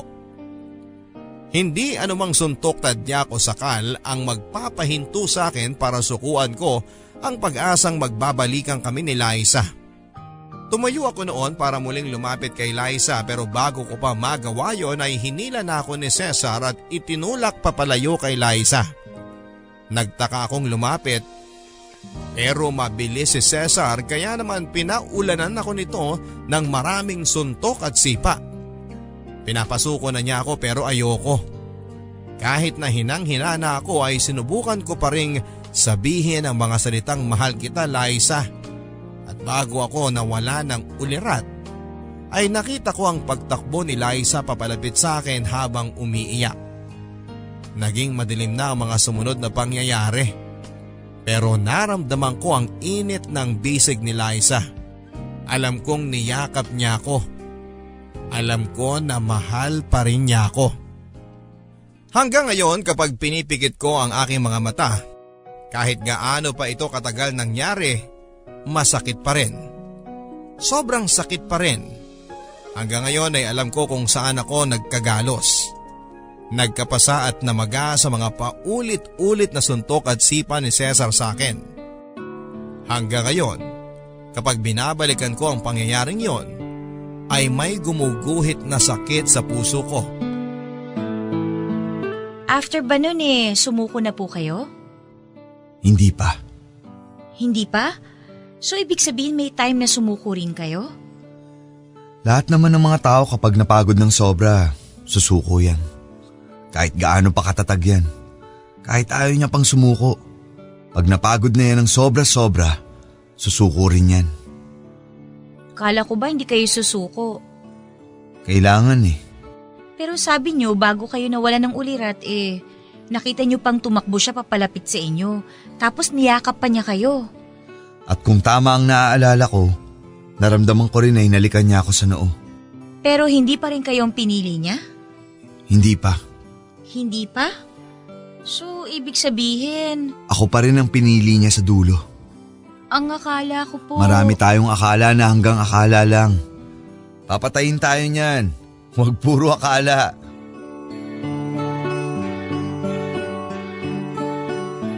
Papa Dudut, paulit-ulit akong bumalik kay Liza para bawiin siya.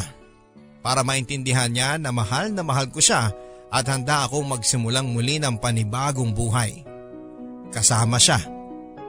Pero bigo ako. Nakailang beses akong nakatikim ng masasakit na salita sa pamilya ni Cesar at masasakit na suntok at tadyak mula kay Cesar at sa nakakatanda niyang kapatid. Dapat ba akong sumuko dahil dito? Hindi. Hindi ako sumuko. Andito na ako at marami na akong pinakawalan sa aking kamay. Ngayon pa ba talaga ako susuko? Hindi pwede. Hindi ako babalik ng Maynila hanggat hindi siya bumabalik sa aking piling. Gabi na ako laging umuuwi ng bahay at laging bigo. Laging pagod at laging masakit ang katawan. Ilang beses na akong nakagalitan ni nanay dahil sa ginawa ko, hanggang isang araw ay napagod na lamang itong pagsabihan ako at hinayaan na lamang akong gawin kung anuman ang gusto kong gawin. Ang sabi niya ay magsasawa din naman daw ako, pero doon siya nagkamali. Hindi ako magsasawang bawiin si Liza dahil alam kong kay Liza lamang ako masaya at magiging masaya. Kaya paulit-ulit kong gagawin ito kung kinakailangan, makita lang niya ang kagustuhan kong bumalik siya sa buhay ko para makapagsimula na kami ng bago. Habang palubog na ang araw at habang nakasandal ako sa puno ng kay Mito sa kaharap ng bahay ni na Cesar, ay nakita kong dahan-dahang lumapit si Liza sa akin. Kanina ko pa siyang nakikita palingon-lingon. Alam kong siya lang ang tao sa bahay na yon. Alanganin pa siya sa paglapit sa akin, yung parang natatakot. Nag-aalangan at gustong umatras pero bago pa siya makaisip na bumalik na sa loob ng bahay ay hinila ko na siya at niyakap. Sa una ay nagtatangka siyang kumala sa pagkakayakap kong yon. Pero nang hinigpitan ko pa ay hindi na siya nagsalita pa at yumakap sa akin pabalik.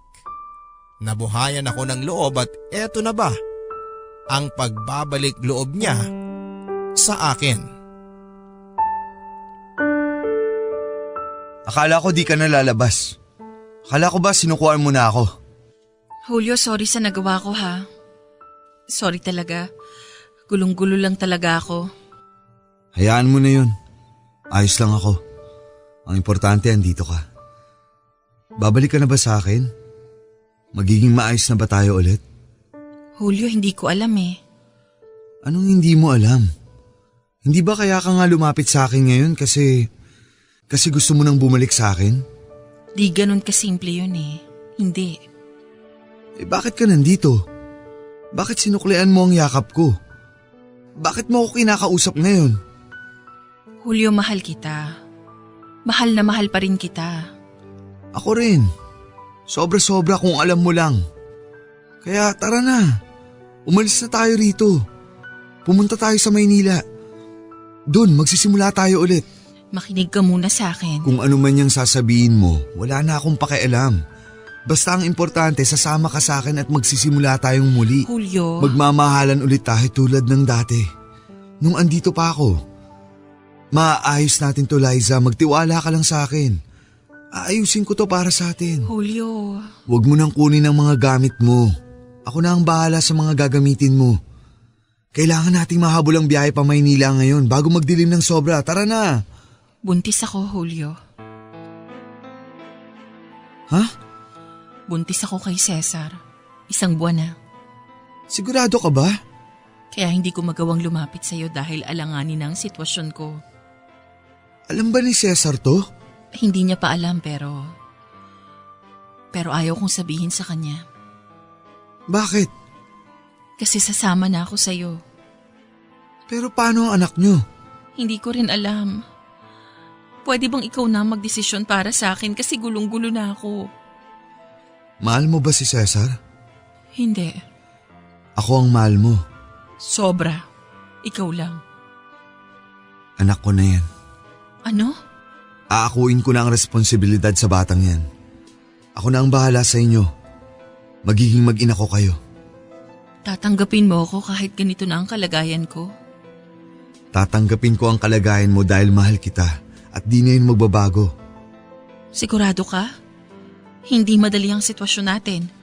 Magiging madali yan basta manatili ka lang sa piling ko.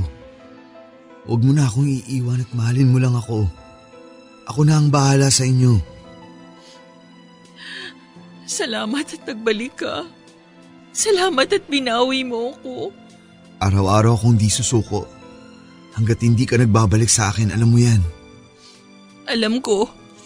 Natakot lang ako na baka hindi mo na ako tanggapin pagkatapos nito. Kahit ano pa ang mangyari sa'yo, tatanggapin ko. Ganun naman kapag nagmamahal ka, di ba? Tatanggapin mo ang lahat. Kahit mahirap? Kahit sobrang hirap pa. Mahal na mahal kita, Julio. Pero mas mahal kita, Liza.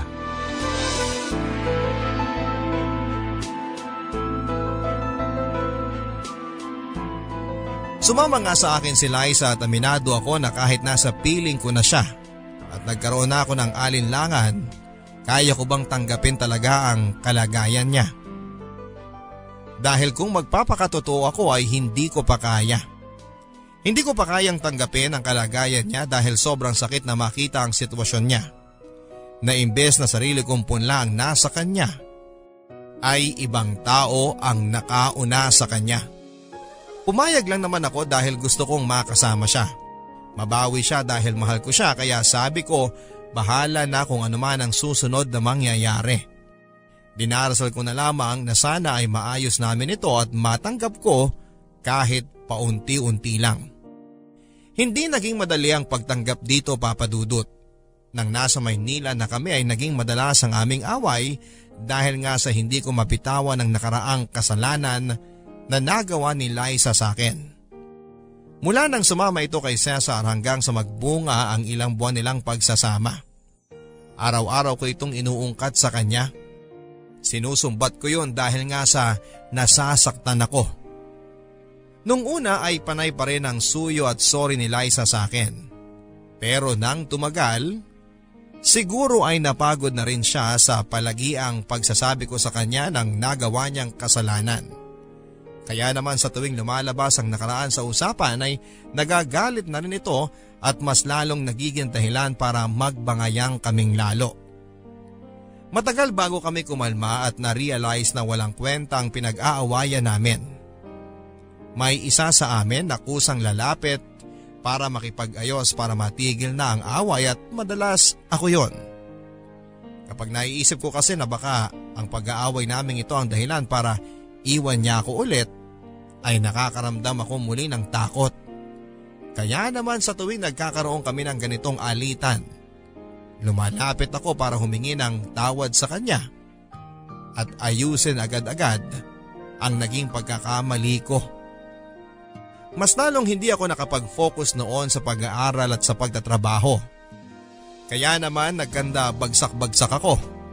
Natanggal din ako sa trabaho ko sa aming school canteen. Kaya naman napilitan ako maghanap ng iba pang trabaho sa labas ng aming eskwelahan para kahit papaano ay may pang-suporta ako kay Liza at sa magiging anak niya.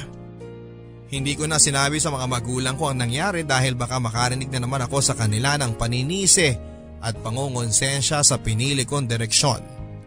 Alam ko namang hindi sila boto sa pagbabalikan namin ni Liza. Naiintindihan ko naman sila. Iniisip lang nila ang kalagayan ko pero nakikita ko namang sinusubukan nilang tanggapin na lamang ang nagawa kong desisyon. Basta para sa kanila ay maging masaya lamang ako. Ano man ang gawin ko, suportado nila ako. Kahit naman kasi tuloy-tuloy ang away namin ay alam kong ayaw ko siyang mawala sa akin. Alam kong mahal na mahal ko si Liza. Kaya hindi ko kayang masira ulit kami. Pinaghirapan ko siyang ilaban. Pinaghirapan ko siyang bawiin. Sa tingin niyo ay isusuko ko na lang siya ng ganon-ganon? Kahit mahirap ay sinubukan kong ialis sa utak ko ang nakaraan ni Liza. Kahit sa totoo lang ay bawat minuto. Sa tuwing nakikita ko siya at ang tiyan niya ay naaalala ko ang lahat-lahat. Masakit ito sa akin. Lalo na sa pagkalalaki ko. Kailan ko nga kaya totoong mapapatawad at matatanggap ang nagawa ni Liza na kasalanan sa akin? Tuloy-tuloy kami sa paglalakad ni May at medyo may kalayuan pa ang lalakarin namin papunta kay Impong Inocencio. At syempre, ako naman kay Liza. Long cut na kasi ang dinadaanan namin para hindi na kami maligaw dahil nakailang beses akong nagtangkang dumaan sa shortcut para madali ang lakad namin pero sa huli ay nawawala kami. Kaya naman si May na rin ang nagsuggest na maglongkat na lang daw kami dahil doon ay dumoble nga ang pagod ko. Naramdaman ko ang pananakit ng aking mga paa at tuhod. Natatawa na lang ako at hindi naman ako ganito dati. Hindi naman ako madaling mapagod. Eto na siguro ang epekto ng edad ko na lagpas 30 na. Pinakiusapan ko si May na kung pwedeng maupo muna kami kahit na sa gilid ng kalsada para ipahinga ko ang aking mga paa. Pumayag naman ito, Papa Dudut. Nakakita kami ng dalawang malaking batong buhay sa bandang kaliwa ng kalsada. Doon kami naupo habang hinihilot ko ang aking paa.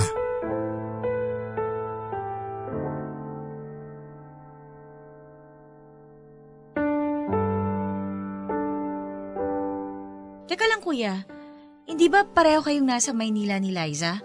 So bakit mo siya dadalawin dito? Medyo naguguluhan ako sa part na yan, kuya. Hindi pa kasi tapos ang kwento ko, May. May pahabol pa. Ah, kaya pala. Kasi akala ko happy ending na kayo sa Maynila kasi malayo na kayo sa mga nakaraan nyo. 'Di ba bagong pagsisimula nyo na ulit yon? Fresh start, ika nga. Yun ang akala namin. Akala? Yun ang akala namin na kapag pumunta kami ng Maynila, makakalimot kaming pareho sa nakaraan ni Liza. Pero hindi. Parang mas lumala pa. Lumala? Oo. Para kaming sinundan pa rin ang nakaraan ni Liza sa Maynila. At mas lalong tumapang ang nakaraan na yon para talunin kaming pareho ni Liza. Saka ko lang naisip na wala pala sa lugar ang paglimot sa nakaraan. Nasa tao yon. Kasi kahit magpakalayo-layo ka pa, kung di ka pa talaga handang kalimutan ang nakaraan mo, hindi mo talaga magagawa yon. Hindi nyo pa talaga nakalimutan ang nagawa ni Liza, no? Paano na po ang relasyon yung dalawa niyan? Sa una talaga naging mahirap kasi fresh pa yung mga nangyari eh. Tapos everyday, may reminder sa'yo sa nagawa niyang kasalanan. Yung pagbubuntis niya. Habang lumalaki yung batang nasa tiyan niya, mas lalo akong nababaon sa nakaraan ni Liza. Mas lalong di ako makamove on sa nagawa niya. Kaya naisip ko, ang hirap pala ng sitwasyon ko. Paano na lang kung lumabas na yung bata? Makakaya ko kaya na akuin to at tawaging anak ko kung hindi ko naman talaga to tanggap? Happy ending pa rin po ba tong relasyon ninyo? Tingnan natin. Tara na, lumakad na tayo para mas maaga tayong makarating sa mga pupuntahan natin. Pero ikukwento nyo pa rin yung sa inyo ni Liza, ha? Ikikwento ko hanggang dulo. Tara na.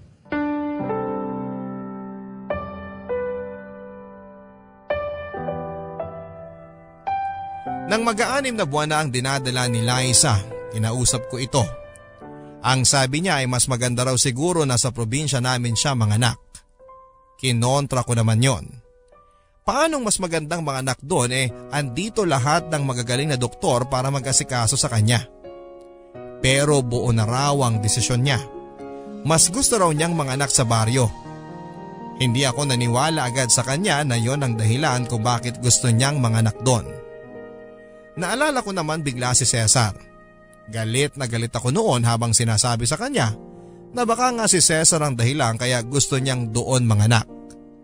Napailing na lamang ito. Alam ko ang iling na yon. Pagod nang magsalita. Pagod na siyang mag-explain pa. Iniwan ako nito at nagtungo sa aming kwarto para umiwas muna sa akin. Pero hindi ko siya tinantanan. Sinundan ko ito para siguraduhin at kumpirmahin kung si Cesar nga ba ang dahilan kung bakit ito uuwi ng probinsya. Naging mainit ang usapan namin ni Liza. Basta ang naaalala ko ay kung ano-anong mga masasakit na salita ang lumabas noon sa bibig ko. Nakita ko siyang umiiyak at pilit na ine-explain ang side niya na hindi ko naman pinakikinggan dahil para sa akin, mas importante na maipamukha ko sa kanya ang nagawa niyang pagkakamali sa akin. Ito na ata ang pinakamahaba at pinakamalalang naging away naming dalawa. Hindi talaga ako tumigil hanggat hindi niya sinasabi sa akin ang katotohanan. Ano na? Aamin ka ba? Sabihin mo na yung totoo. Please, Julio, ayoko makipag-away sa'yo. Hindi ako titigil makipag-away sa'yo hanggat hindi mo sinasabi sa akin ang totoo. Si Cesar ang dahilan kung bakit ka uuwi, di ba? Kaya dun mo balak manganak, di ba? Hindi. Paulit-ulit kong sasabihin hindi. Imposible. Huwag kang magtanong kung hindi ka rin maniniwala, pwede ba? Kasi nakakapagod ng sumagot sa mga tanong mo Tapos hindi mo rin naman tatanggapin. Kasi sinungaling ka. Hindi ako sinungaling. Ikaw ang ayaw tumanggap ng katotohanan. Anong katotohanan? Na hanggang ngayon hindi mo matanggap ang nakaraan ko. Hindi mo matanggap ang naging kasalanan ko. Kala mo ganun kadali? Eh di sana sinabi mo na agad sa akin na una pa lang hindi mo na kayang tanggapin yun. Para hindi na tayo umabot sa ganito. Julio, sirang-sira na tayo. Walang-wala na tong relasyon na to. Hindi tayo ganito dati. Hindi talaga. Kasi ikaw yung sumira. Ikaw yung hindi nakapaghintay. Hanggang kailan ba ako hihingi ng tawad doon? Hanggang kailan mo ako paparusahan sa nakaraan ko? Hanggat hindi ko pa natatanggap. Kailan mo ba totoong matatanggap ang lahat ng to? Hindi ko alam. Hindi ko rin alam kung dapat ko pa bang ituloy itong relasyon na to. Alam mo ba ang totoong dahilan kung bakit ko gustong umuwi ng probinsya para dun manganak? Dahil sobrang stress na ako sa'yo. Ayoko may mangyaring hindi maganda sa anak ko dahil sa sobrang stress na dulot mo. Anak natin! Anak natin? Anak ko lang to. Dahil kung gusto mo talagang akuin ng batang to, tatanggapin mo ang lahat ng nakaraan ko at patatawarin mo ako ng totoo. Sorry. Sorry ulit? Tapos bukas away na naman. Tapos after ng away, sorry ulit. Di ka ba napapagod? Hindi mo kasi maintindihan ang sitwasyon ko. Hindi madali ang kalimutan ng nakaraan mo. At sa tingin mo madali para sa akin ang sitwasyon ko? Na araw-araw mong pinapamukha sa akin ang pagkakamali ko? Kaya nga sorry na di ba? Sana huling sorry na yan, Julio. Sana totoong sorry na yan. Sorry. Sorry sa lahat. Kahit magkaayos tayo ngayon, di ibig sabihin na hindi ko itutuloy ang panganganak ko sa probinsya. Sa makalawa uuwi na ako ron at wala ka nang magagawa.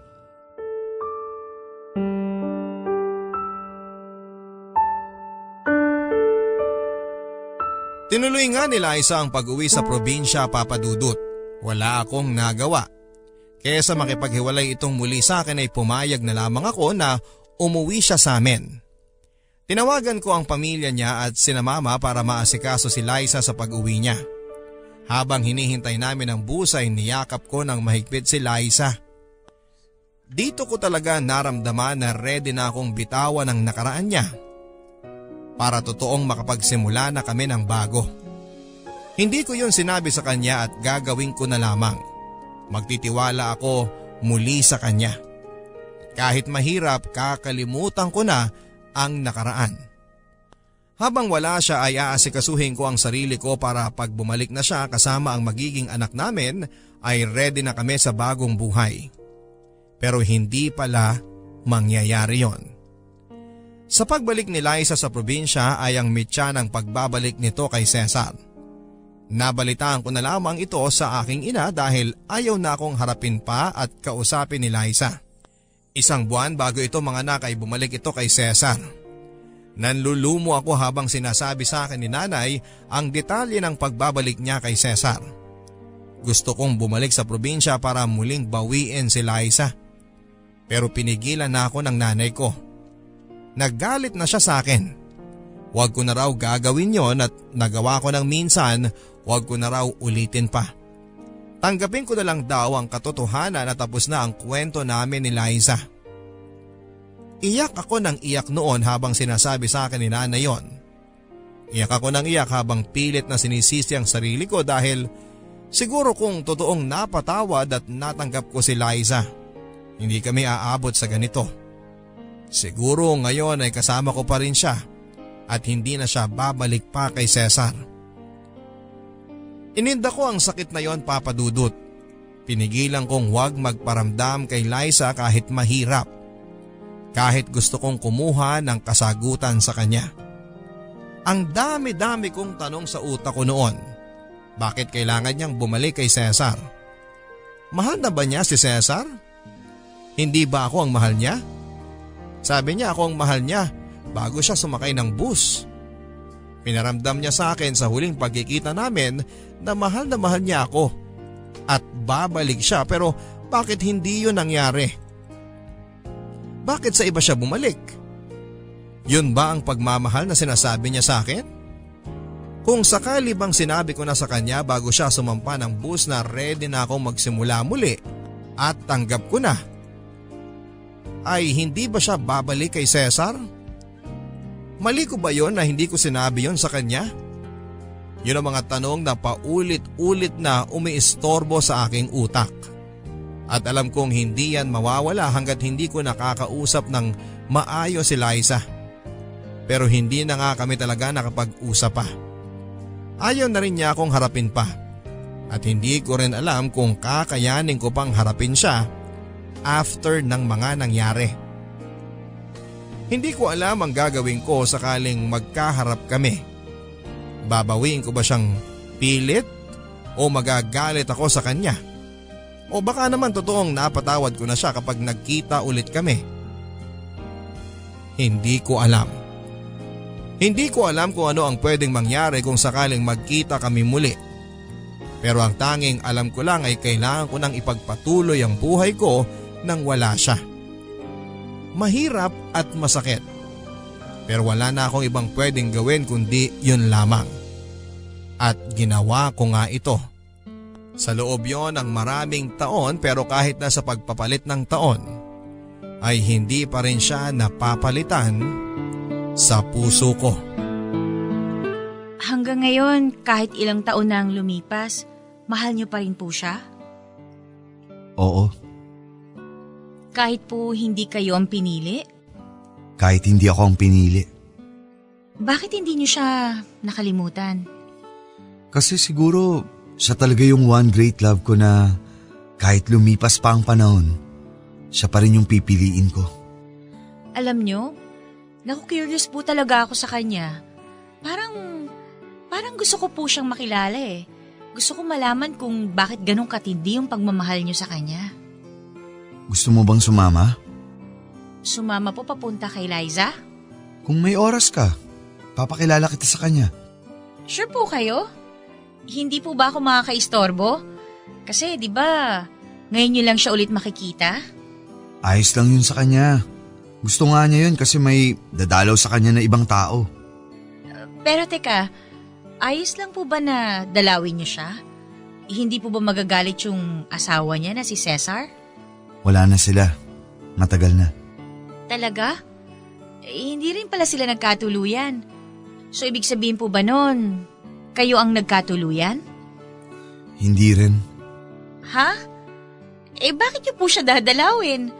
Mas lalo lang ho kayo mahihirapan yan eh. Ayos lang. Sabi ko naman sa'yo, matagal ko nang binitawan ang galit ko sa kanya. Pero kung meron man akong hindi mabitawan dito sa puso ko, yun yung pag-ibig ko sa kanya. Hanggang ngayon, siya ang pinili ng puso kong mahalin sa araw-araw. Ang swerte naman po niya. Sana lahat nabiyayaan ng taong mamahalin at pipiliin ka araw-araw. Maswerte ako dahil hinayaan niya akong mahalin ko siya kahit sa maiksing panahon lang. Sa mga sinabi niyo, mas lalo tuloy ako na-excite na makilala siya. May oras pa naman tayo. Madaliin na lang natin kasi mahirap abutan ng dilim sa sementeryo. Sementeryo? Oo, Bakit po doon? doon na siya nakatira. Ilang taon na. Hindi ko po maintindihan. Sorry, hindi ko nasabi sa'yo. Matagal nang wala sa mundong to si Liza.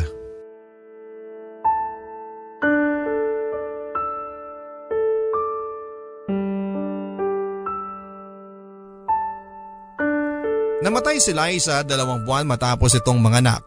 Nagkaroon ito ng komplikasyon at sa huli ay bumigay na rin ang katawan niya. Nabalitaan ko rin na ang komplikasyong inabot ni Liza ay dahil sa dalas ng pambubugbog sa kanya ni Cesar bago ito manganak. Tulad ko, hindi rin matanggap ni Cesar na iniwan siya ni Liza at bumalik sa akin habang pinagbubuntis nito ang anak nila. Hindi rin ito matanggap na kaya lang ito bumalik sa kanya ay dahil natakot itong mag-isa. Hindi rin niya matanggap na kahit na bumalik si Liza sa kanya ay ako pa rin ang mahal niya. Na kaya lang bumalik si Liza sa kanya dahil naguguluhan siya sa kanyang sitwasyon. Dahil pakiramdam niya ay wala na siyang ibang malalapitan, dahil pakiramdam niya ay tinalikuran ko na siya. At tanging si Cesar na lamang ang pwedeng tumanggap sa kanya. Nalaman ko yan lahat sa mismong nanay ni Liza nang makausap ko ito sa unang araw ng burol niya. Sobrang sakit sa ganitong paraan ko malalaman ang totoong dahilan kung bakit siya bumalik kay Cesar. Nakulong po si Cesar matapos mapag-alaman ang totoong dahilan ng pagkamatay ni Liza. At isang buwan matapos mamatay si Liza ay sumunod na rin ang kanyang baby. Mukhang kinailangan niya ng kasama sa langit o naisip niyang walang ibang pwedeng magmahal at mag-alaga sa bata kundi siya. Kaya kinuha na niya. Sobrang hirap tanggapin ang nangyaring ito kay Liza. Natanggap ko na nga ang katotohanan na magkasama na sila ni Cesar, pero yung pagkamatay niya, parang hindi ko kaya. Oo, hindi ko kaya. Dahil hanggang ngayon ay masama pa rin ang loob ko sa pagkawala ni Liza na hindi ko man lang siya nakita o nakausap. Habang buhay ko na sigurong nanamnamin ang huling araw na nakita ko siya bago siya sumakay ng bus pauwi ng probinsya noon. Suot-suot niya ang bulaklaking bestida na binili ko pa para sa kanya para hindi mahirapan ang sinapupunan niya. Hindi ko makakalimutan ang ngiti niya habang kumakaway sa akin sa loob ng bus bago ito tuluyang mawala. Yun na lamang ang alaalang meron sa akin sa kanya sa huli naming pagkikita. Masakit man pero hindi ko yun pwedeng madagdagan pa. Hanggang doon na lamang. Nang makarating kami ni May sa sementeryo ay biglang sumikip ang dibdib ko. Kinailangan akong alalayan ni May para makalakad ng maayos. Ito ang unang beses na makikita ko siya sa kanyang puntod at mukhang hindi ko yon napaghandaan ng maayos. Nanginginig ang mga kamay ko nang pinatong sa ibabaw ng kanyang nicho ang dala kong hopya at rosas. Hindi ako makapagsalita noon. Nakatayo lang sa aking gilid si May at nagmamasid. Umusal ako ng isang dasal kasabay ng huli kong pamamaalam sa kanya. Oo, umuwi ako sa amin para magpaalam na ng tuluyan sa kanya. Mahaba-haba ring panahon ang hinawakan ko. Ang panahong hindi ko siya binitawan kahit alam kong wala na siya at sobrang bigat noon sa akin. Siguro dahil hindi ko patanggap na wala na siya at natapos na lamang kaming bigla. Pero ngayon, ang kailangan ko na lang sigurong gawin para gumaan ang dinadala ko ay ang tuluyan ng magpaalam sa kanya kahit na hindi ko na siya nasisilayan pa. Kaya ako umuwi ngayon, kaya ako nakaharap sa kanyang puntod dahil yon ang dapat kong gawin. Alam kong dapat ginawa ko na yon dati pa. Pero ngayon lang ako nagkalakas ng loob para gawin yon dahil ang pinakamahirap na gawin ay ang magpaalam ng tuluyan sa taong ayaw mong mawala sa iyo. Pero kung ito ang realidad na kailangan kong harapin, kailangan ko na itong gawin. Mga kabarangay, siya si Liza, ang aking one great love. Siya ang dahilan kung bakit hirap akong tanggapin ang salitang paalam dahil hindi ako handang magpaalam sa pag-ibig na matagal kong hinawakan. Mga kabarangay, siya po si Liza, ang babaeng pinili ko sa araw-araw at ang babaeng pipiliin ko kahit na hindi nasisikat pa ang aking araw. Pipiliin ka araw-araw. Mamahalin ka araw-araw. Mga salitang alam kong handa mong sabihin sa isang taong nagpapatibok ng puso mo. Nahanap mo na ba ang ganong klase ng tao sa buhay mo? Yung kahit na anong mangyari, siya pa rin ang pipiliin mo. Mahirap man yan o punong-puno ng problema ay siya pa rin talaga ang ituturo ng iyong mga kamay dahil alam mong siya yon. Siya yung karapat dapat mong piliin sa mundong punong-puno ng maraming options. Pipiliin mo siya araw-araw kahit iwan ka pa. Kahit iba pa ang pinili niya ay pipiliin mo siya hindi dahil yon ang dikta ng karamihan kundi dahil yon ang dikta ng puso mong nagmamahal sa kanya. Pipiliin mo siya araw-araw kahit masakit na? Kahit alam mong hindi mo na kaya kasi gano'n naman kapag nagmamahal ka. Kahit sinasaktan ka na niya, siya pa rin ang pipiliin mo, hindi ba? Hindi ito tama pero ito yung nararamdaman mo, hindi ba? At walang masama kung ganito ang nararamdaman mo dahil tao ka. Nabigyan ka ng emosyon para maramdaman ang pagmamahal dahil sa pagmamahal, hindi lang laging masaya ang aasahan mo. Makakaramdam ka rin ng sakit kasi parte ito. Ikaw kabarangay, sino ang pinili mong mahalin sa araw-araw? Ang inyong kapuso at kabarangay, Julio. Forever. Ang mga kwento ng pag-ibig, kwento ng buhay at kwento ng pag-asa dito sa Barangay Love Stories. Love Stories.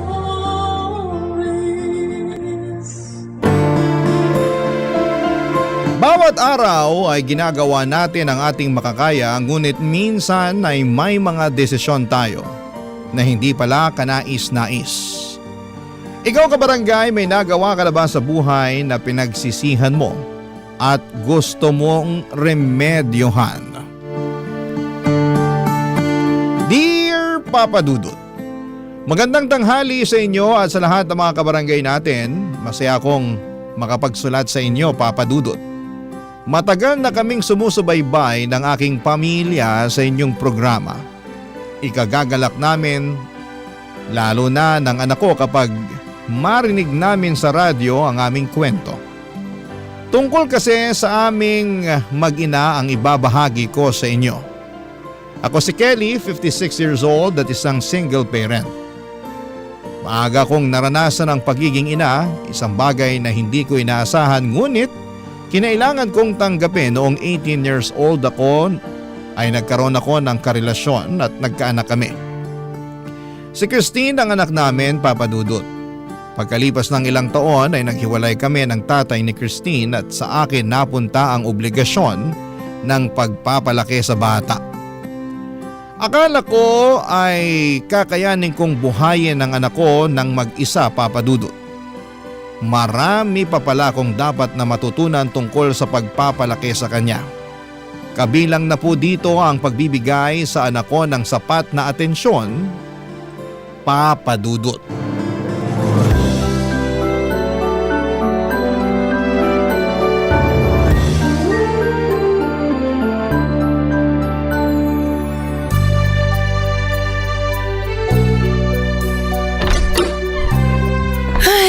Nakauwi na sa wakas.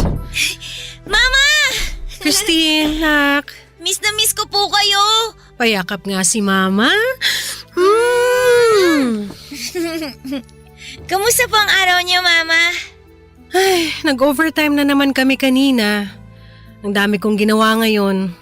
Nung pauwi naman ako, ang tagal ng biyahe, sobrang traffic sa labas. Ikaw, nandito ka lang sa bahay, no? Opo. Behave ka ba ngayong araw? Opo. Nagawa mo na yung mga assignment mo para sa school. Nagawa ko na po. Ma, kailan mo ulit ako sasamahang gumawa ng mga assignment ko? Miss ko na rin po kasi yung sabay po tayong nag-aaral eh. Di ko alam, Christine eh. Di ko na yata magagawang samahan ka pa sa mga gagawin mo. Lumalaki ka naman na. 7 years old ka na. Kakayanin mo nang gawin yung mga assignment mo ng mag-isa. Sandali lang nga, ilalapag ko muna tong hawak ko. Ano po yung dala nyo? Bumili ako ng ulam natin. Di ko kaya magluto ng hapunan natin ngayong gabi. Pagod talaga ako galing sa trabaho. Ihain ko muna to sa isang mangkok. Ay! Ang kalat naman sa lamesa. Tingnan niyo po yung lamesa, Ma, oh. May dinrawing po ako. Ito po, oh. Tingnan niyo yung drawing ko, Ma. Ano ba naman to mga pangkulay mo? Iniwan mo na lang na nakakalat sa lamesa. Sa susunod, iligpit mo naman pagkatapos mong gamitin. Sige po, ililigpit ko na po. Alam mo namang wala ako sa bahay palagi eh. Hindi ko magagawang ayusin ang kalat mo. Yung school bag mo, naayos mo na ba? Opo. Ibalik mo na sa bag yung mga pangkulay mo para may magamit ka bukas sa klase, ha? Sige po, Ma. Ikaw na munang umasikaso sa sarili mo. Hindi na tayo tulad ng dati na nasasamahan kita palagi. Alam mong kailangan pumasok sa trabaho si Mama. Kailangan natin ng panggasto sa bahay. Opo. O siya, sige, ihahain ko na yung pagkain. Nakababad na ba sa sabon yung uniform na sinuot mo kanina? Hala, nakalimutan ko po. Nakalimutan mo na naman. Simpleng ibababad mo lang yung damit mo, hindi mo pa nagawa. Sorry po, Mama. Ilang beses kong sasabihin sa'yo. Lalabang ko pa yung mga damit mo, ibabad mo sa sabon para pagka uwi ko, diretso ko nang malalaban. Sorry po talaga. Please, tulungan mo rin si Mama, ha? Nahihirapan si Mama pero kinakaya ko. Opo. Ay, sige na. Kumain ka na. Nihanda ko na yung pagkain mo. Sabay na po tayong kumain, Ma. Magpapahinga muna ako. Kukusutin ko pa kasi yung mga damit mo para may maisuot ka bukas. Mauna ka nang kumain. Ma, tingnan niyo po muna yung dinrawing ko. Magbibihis muna ako, papasok na ako sa kwarto, ha? Sige na po, Ma. Silipin niyo po kahit sandali lang. Tingnan niyo po. Ayan po. Dinrawing ko po tayong dalawa na magkasama po, tsaka nakasmile po tayo. Masayang-masaya po tayo, Ma. Tingnan niyo. Tignan ko mamaya. Kumain ka na. Pagkatapos mong kumain, ibabad mo sa tubig yung mga pinagkainan mo. Kailangan mo nang matutunang kumilos sa bahay para maasikaso mo yung sarili mo. Ipapaalala ko lang sa'yo na hindi tayo palaging magkasama. Papadudot, nakita kong hindi ko kayang ipagsabay ang pag-aaruga ng bata at ang pagtatrabaho. Tinutukan ko na lamang ang aking trabaho at kumuha ng yaya para kay Christine.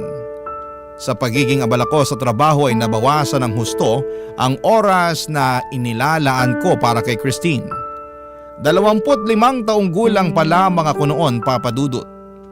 Akala ko noon na malaki na ako sa edad na ito, na kaya ko nang maging isang magulang.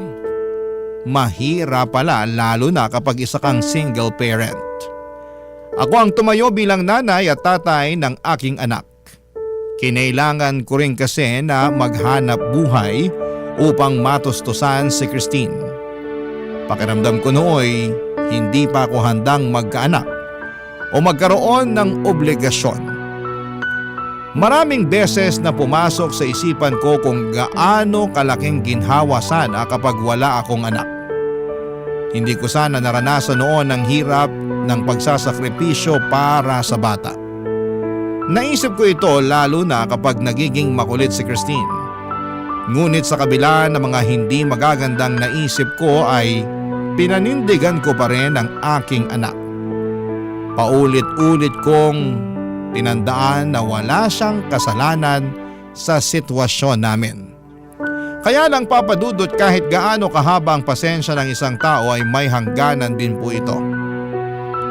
Dahil na rin sa magkapatong na mga problema at ang pagkadismaya ko sa pagiging single mom, nagkaroon ng araw na nasagad ako sa kakulitan ni Christine. May nagawa tuloy akong pagkakamali sa anak ko. Ito ay ang ipinakita ko na hindi ko pinapahalagahan ang nararamdaman niya. At mas pipiliin ko pa ang trabaho kumpara sa kanya, Papadudot.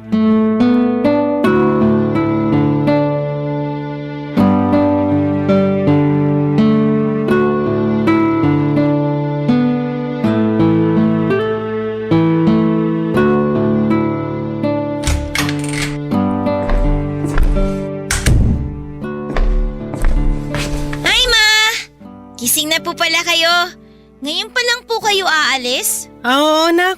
Nasobrahan kasi ako sa tulog. Nauna ka na nga gumising sa akin eh.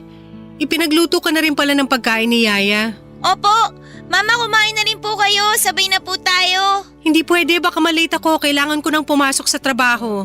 Sige na po. Marami po yung ulam. Sayang naman po kung di kayo kakain. Inyo na yung ulam. Doon ako kakain sa trabaho. Magbabanyo na muna ako bago umalis. Ay, teka po, Mama. Sandali lang. Ma! Ma! Ma! May papakita lang po ako sa inyo, Ma! Buksan niyo yung pinto. May papakita lang po ako. Ang kulit mo naman! Umurong tuloy yung ihi ko. Ano ba kasi yun? Tingnan niyo yung ginawa ko, Ma, oh. Bago po kayo umalis, tingnan niyo po muna to. To po, tingnan nyo, inayos ko po yung toy box ko. Lahat po ng toys ko nilagay ko po dito sa loob. Ginawa ko po yung bilin nyo sa akin. Maganda po ba? Paulit-ulit kang kumatok sa banyo para lang dyan? Sorry po, Mama. Mamaya ako natitignan yung ginawa mo. Alam mo na nga nagmamadali ako. Teka, saan na nga ba yung bag ko? Ito. Sa trabaho na lang ako iihi. Hindi nyo na po ako pinapansin tulad ng dati. Ganun talaga. Nagbabago ang buhay. Ma, baka naman po pwedeng samahan nyo ako ngayon. Sa day off ko na lang. Ilang beses nyo na pong sinasabi yan eh. Pag day off nyo, lagi naman po kayong tulog. Syempre, pagod ako. Dito na lang po kayo sa bahay, Ma. Alam mong kailangan ko magtrabaho. Lagi naman po kayong wala eh. Hindi na po tayo nagkakasama. Wala naman akong choice. Sobra pong namimiss ko na kayo, Ma. Ayaw ko po kayong umalis. Anong gusto mo? Dito lang po kayo. Samahan niyo po ako. Ha? Samahan niyo na po ako ngayon, Ma. Huwag ka naman magpa-importante. May iba akong mas kailangan gawin. Kahit ngayon lang po. Anong sinabi mo ngayon lang? Opo, ngayong araw lang po, Ma. Tapos, pag pinagbigyan kita, ano mangyayari? Magsasama po tayo tsaka maglalaro. Masaya po yun, Ma. Ano ba yan? Wala na akong oras para sa laro. Kahit naman po anong gawin natin, okay lang po. Basta po ang mahalaga kasama ko po kayo. Hindi pwede. Ma, please naman po kahit ngayon lang. Ano ba yung sinasabi mo na ngayong araw lang? Kung pagbibigyan kita ngayon sa gusto mo, tingin mo sapat na yon? Sigurado naman ako na sa susunod na araw gugustuhin mong samahan ulit kita. Hindi, Ma. Ngayon lang po talaga. Sigurado kung hihiling ka ng isang araw pa. Pagkatapos sa susunod ulit noon, hanggang hindi na tayo matapos at puro laro na lang aatupagin natin. Promise po, Ma. Ngayong araw lang po. Maniwala kayo. Sasamahan ka ni Yaya habang wala ako. May kalaro ka na. Magkaiba naman po kayo eh. Ikaw po yung gusto kong makasama. Ay, hindi ka talaga magpapatinag. Aalis na nga ako para matapos na to. Please naman po, Ma. Kapit ka ng kapit sa braso ko. Dito ka lang po. Bitawan mo nga ako. Ma, huwag kang umalis. Bahala ka dyan. Mag-iiyak ka kung gusto mo. Ma, huwag mo akong iwan, Ma. Mama. Huwag mo akong iwan, Ma.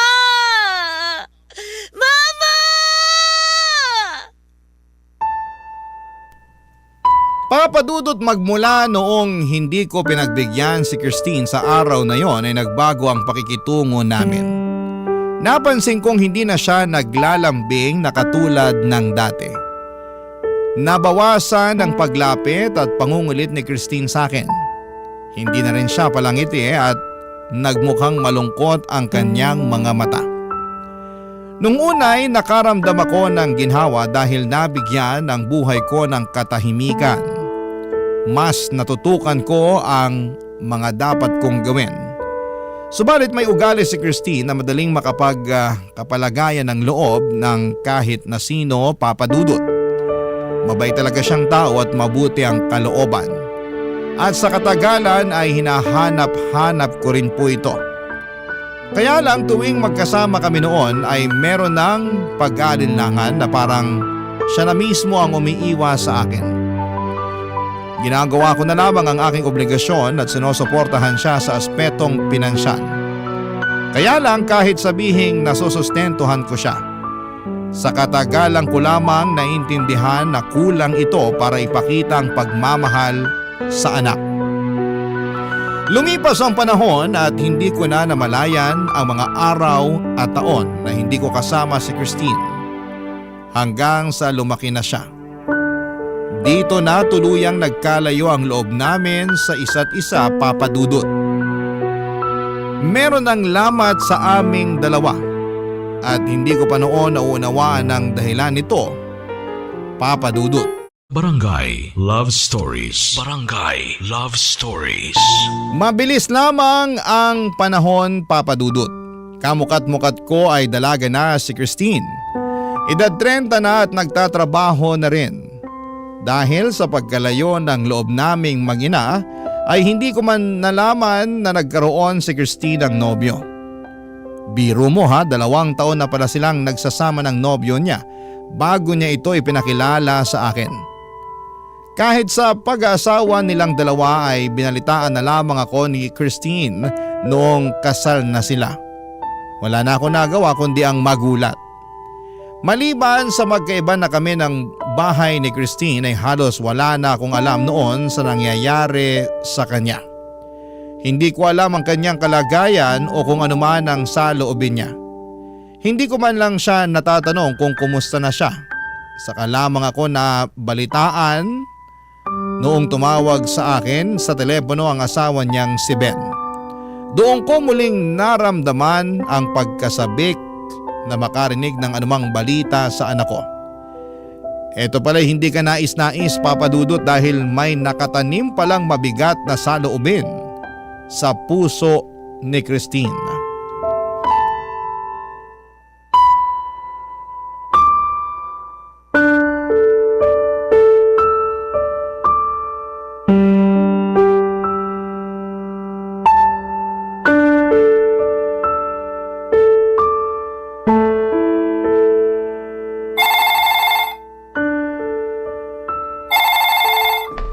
Sino kaya itong tumatawag? Hello? Hello? Tita Kelly, si Ben po to. Oh, Ben. Napatawag ka. Kumusta kayo ni Christine? Yun nga po, kaya po ako tumawag sa inyo. Tungkol po sa anak nyo. Paano ko ba ito sasabihin? Ayos lang ba si Christine? Maayos naman po ang kalagayan niya. Wala naman po siyang sakit o anuman, pero… Pero ano? Ano kasi, ilang araw na pong ganito si Christine. Yun bang wala sa hulog? Anong ibig mong sabihin? Di ko rin po kasi talaga alam kung ano nangyayari sa kanya. Sa tagal namin magkakilala ni Christine, ngayon lang siya nagkaganito talaga. Alam niyo naman po siguro na matagal nang bugnutin si Christine. Oo, alam ko. Minsan magugulat ako. Bigla na lang siya mawawala ng gana ng walang dahilan. Hindi ko naman siya inaaway. Alam ko na yung senyalis kapag bad mood siya. Nagmumukha siyang may malalim na iniisip at tatahimik siya. Saka siya mag-walkout at magkukulong sa kwarto. Kapag nagkakaganon siya, hinahayaan ko na lang muna siya. Palilipasin lang naman ang oras at mamaya makakausap ko na uli siya. Kaso po ngayon… Pero kumusta nga si Christine ngayon? Ilang araw na kasi siyang ganon. Ayaw niya nang bumangon. Pang ilang araw na ba? Kung tama ang kwenta ko, 1 linggo na siya nakapulupot sa higaan. Ang ginagawa ko pinapatawa ko siya at pinapakain ko. Kaso hindi na tumatalab sa kanya. Kahit anong pagpapalakas ng loob ko sa kanya, ganun pa rin po siya. Ba't naman lumala yung pagiging moody niya? Ewan ko nga Akala ko panandalian lang yung lungkot niya. Matagal na siya nagpapakita ng ganitong pag-uugali. Naiintindihan ko moody siya dahil sa lungkot na dinadala niya. Pero ang sa akin lang kung ano man ang pinagdadaanan niya sa buhay, subukan man lang niyang patawarin. May problema ba si Christine? Hindi ako sigurado. Tahimik naman ang buhay namin mag-asawa. Mabait ako kay Christine at mahal ko siya. Pero siguro… Anong siguro? Lagi niyang naaalala yung nakaraan niya. Madalas siya itong ino-open sa akin. Di raw siya masaya nung bata pa siya. Ang lungkot daw talaga niya. Pakiramdam daw niya na walang nakakaintindi sa kanya. Pero, paano magkakaganon? Nung maliit pa si Christine, hindi naman siya nakaranas ng paghihirap. Sinigurado kong may sapat kami sa lahat ng pangangailangan. Masunurin din siyang bata. Hindi talaga siya pasaway kaya hindi naman siya napasok sa anumang gulo. Wala rin naman siyang naikwento sa akin na pwede kong pagdudahan. Hula ko lang to Siguro kailangan po kayo makausap ni Christine. Na makausap ako? Bakit naman sa tingin mo? Baka lang po may kinalaman sa inyo sa pagsasama niyo mag-ina. Mukhang malalim po kasi ang ugat nitong nararamdaman ni Christine. Lagi niya po sinasabi sa akin na pakiramdam niya malayo sa kanya yung nanay niya. Pakiramdam niya wala raw tumuturing sa kanya bilang pamilya. Ha? Kaya nga po ako tumawag sa inyo kasi gusto ko sanang dalawin niyo si Christine. Baka po makatulong sa kalagayan niya. Baka kasi may kailangan lang po kayong pag-usapan. Magkaliwanagan lang kayo. Pero, bakit? May nagawa ba ako? Iyan pala ang nararamdaman niya tungkol sa akin? Subukan na lang po natin. Puntahan niyo po siya at unawain niyo po. Sana pagbigyan niyo po ang hiling ko sa inyo. Kasi ayoko po siyang sumuko sa buhay. Papa Dudut, nag-alala ako sa pag-uusap namin ni Ben. Nalaman ko sa kanya na may pinagdadaanan si Christine. Seryoso na rin ang kalagayan ng anak ko upang sadyain akong kausapin ni Ben at humingi sa akin ng tulong. Nagtataka pa ako noon kung anong magiging suliranin ng anak ko. Gayong mukha namang maayos ang sitwasyon niya. Kahit matagal nang hindi nagkukwento sa akin si Christine ay hindi ko makita noon ang anumang problema sa kanyang buhay. Maganda ang buhay nilang mag-asawa, Papa Dudut. Mabuting tao rin si Ben at maasikaso. Hindi ko alam kung ano pang magiging dahilan upang panghinaan ng loob si Christine. Hinangad kong masasagot ang aking mga katanungan sa pagdalaw ko sa bahay nila ni Ben, Papa Dudut.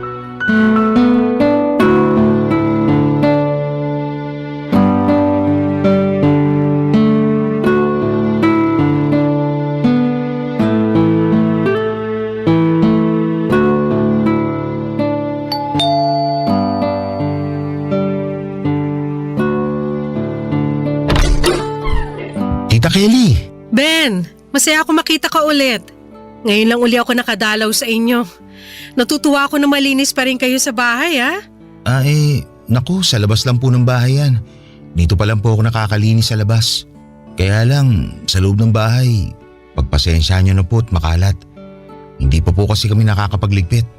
Ako lang po kasi ang kumikilos ngayon sa bahay. Pasok na po tayo.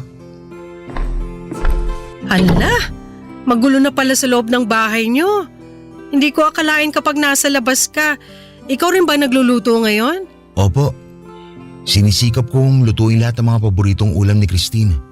Pakonti-konti lang po siya kumain. Pero buti napapakain ko po siya kahit papano. Oh, nasa na nga ba siya? Nasa kwarto po. Hatid ko po kayo sa kanya. Dito po tayo, tita. Christine, andito mama mo. Dinalaw ka niya. Ha? Si Mama? Papasukin ko na siya, ha? Christine, Ma, Maiwan ko po muna kayong dalawa. bakit nandito ka? gusto ko lang kumustahin ka. Ilang araw ka na raw hindi lumalabas ng kwarto nyo. Sinabi yan sa'yo ni Ben? Oo, nag-aalala siya sa'yo. Okay ka lang ba? Ewan ko ba? Kailan mo pa ito nararamdaman? Ganito lang talaga ako minsan. Tinatamad lang ako. Wala ka lang sa mood? Oo. Isang linggo ka na raw hindi bumabangon. Ang tagal mo nang wala sa mood. Ewan ko ba? Kumusta ka ngayon? Ayos naman ako. Kumain ka na ba? Baka nagugutom ka na. May gusto ka bang kainin? Bibilhin ko na. Okay na ako, Ma. Kung ano yung gusto mo sabihin mo lang. Wala naman akong gusto. Huwag kang mahiya, mahilig ka sa ice cream, 'di ba? Gusto mo ba? Hindi na. Ayokong kumain. Ayoko rin ng kung ano. Hindi ko alam kung ano yung gusto ko o kung may gugustuhin pa ba ako. Ikaw bahala. Ano bang pakiramdam mo ngayon? Yung totoo? Wala. Wala akong nararamdaman. Manhid na ba ako kapag ganon? Hindi ka manhid. May nararamdaman ka kaya ka nawawala ng gana. Ang tanong, ano yung nararamdaman mo? Hindi ko alam eh. Hindi ko talaga alam. Tingnan mo nga, hindi mo na naaalagaan yung sarili mo. Kasi may bumabagabag sa'yo, may problema ka. Pero wala naman akong dapat problema, di ba? Dapat masaya ako eh. May nagmamahal sa akin. Nandyan si Ben. Mapayapa kaming nagsasama. Nandyan ka rin, Ma. Tsaka mukhang masaya ka naman, kaya okay na sa akin yun. Pero ikaw ba? Gusto ko rin maging masaya ka.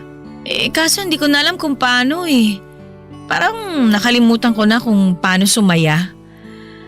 Tsaka, huwag mo na akong problemahin, Ma. Alam ko namang busy ka eh. Marami kang ginagawang importante. Kahit gaano ako ka-busy, walang mas iimportante kesa sa'yo. Hindi. Sinasabi mo lang yan. Nakakaabala ako sa'yo, yun ang totoo. Ayoko mahirapan ka ng dahil sa akin. Kung ano-anong iniisip mo, hindi ka nakakaabala sa akin. Talaga ba? Bata pa lang ako eh. Tinuruan mo na akong maging independent para kayanin ko habang wala ka. Oh, tingnan mo ako ngayon. Kaya ko naman yung sarili ko. Sinikap ko na tumayo sa sarili kong mga paa para hindi na kita abalahin pa. O eto na, natuto na akong kumilos ng hindi ka kailangan hanggang sa hindi na kita hinahanap. Nasanay na ako nag-iisa, Ma. Di ba ito naman yung gusto mo? Oo, pero sa ikabubuti mo naman yan. Para sa akin ba talaga? O baka naman para sa sarili mo? Akala ko pag hindi na ako maging abala sa iyo matutuwa ka na magugustuhan mo ulit akong makasama.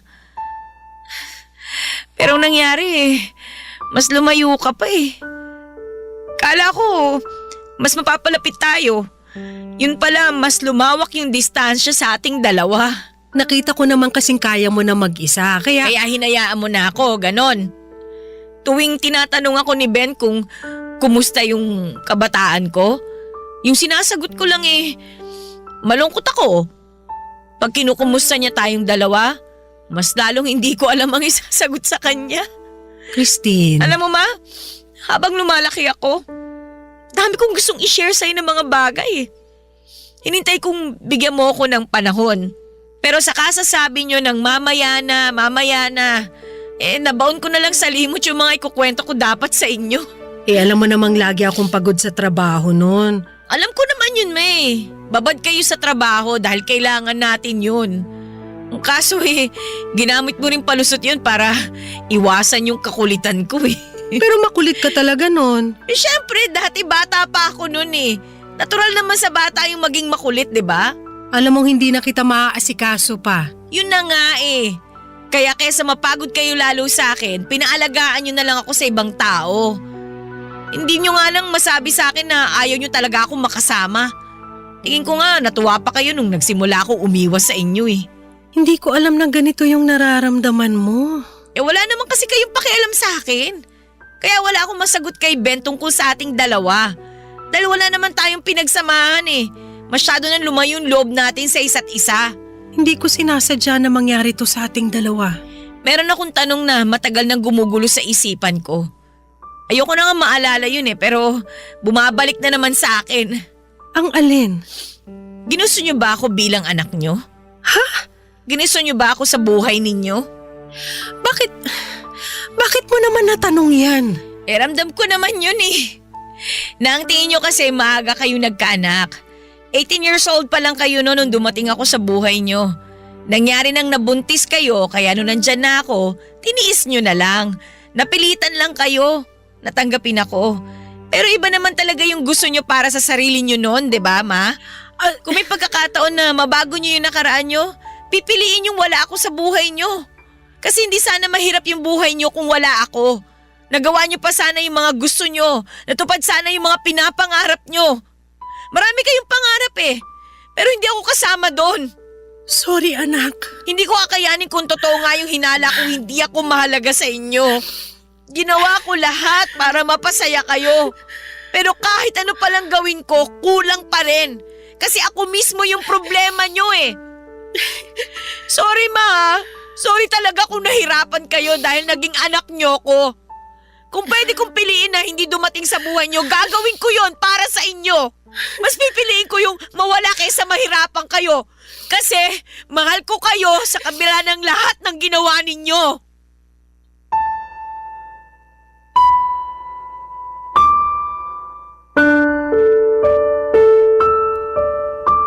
Papadudot nagulantang ako sa pagbahagi ni Christine ng kanyang nararamdaman.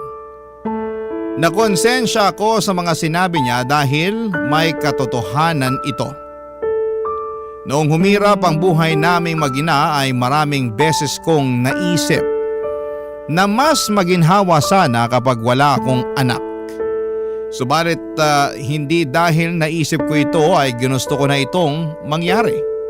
Hindi ko lamang lubos na naiwasang maipakita ang aking panandaliang saloobin. Alam kong hindi nararapat na maramdaman ni Christine ang aking sama ng loob sa obligasyon ko sa kanya. Nagkaroon ng depresyon si Christine nang dahil dito, Papadudot.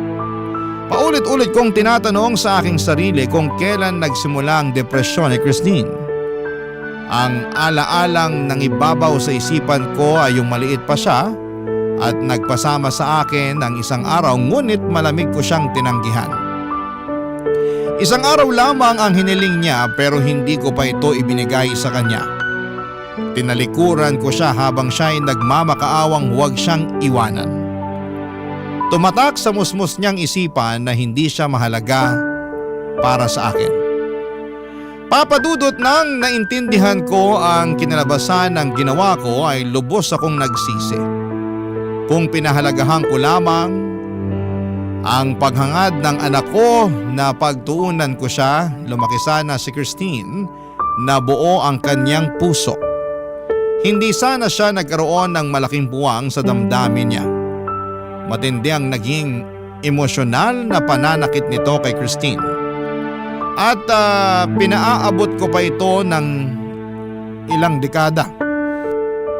Ang malala pa dito ay nangyari na ang lahat at alam kong hindi ko na kailanman mababago pa ang nakaraan, Papa Dudut. Barangay Love Stories. Barangay Love Stories. Papa Dudut, sumigaw ang aking konsensya na malaking pagkakamali ang nagawa ko kay Christine. Hindi ko man tanggap noong una ang naging kalagayan namin ay mahal ko pa rin ang anak ko, Papa Dudut. Hindi ko sinadya o ginusto na masaktan siya. Ayaw ko nang maramdaman niyang hindi siya mahalaga para sa akin. Ngunit hindi ko alam ang gagawin gayong nangyari na ang lahat. Noong araw na nag-usap kami ay walang tigil ang pagbuhos ng aking luha. Kahit hanggang sa pag-uwi ko sa aking bahay, pinagnilayan ko ang mga sinabi ni Christine. Kung mas gugustuhin ko nga ba na hindi na lamang sana siya dumating sa akin, Papa Dudut. Alam ko ngayon na hindi ko pipiliin yung wala si Christine sa buhay ko. Pipiliin ko pa rin na magkasama kami kahit gaano ito kahirap. Pipiliin kong hindi ko kailanman na ipakita na naging pabigat siya sa buhay ko. Higit sa lahat ay hindi ko man nagawa noon ay pipiliin ko nang pasayahin siya.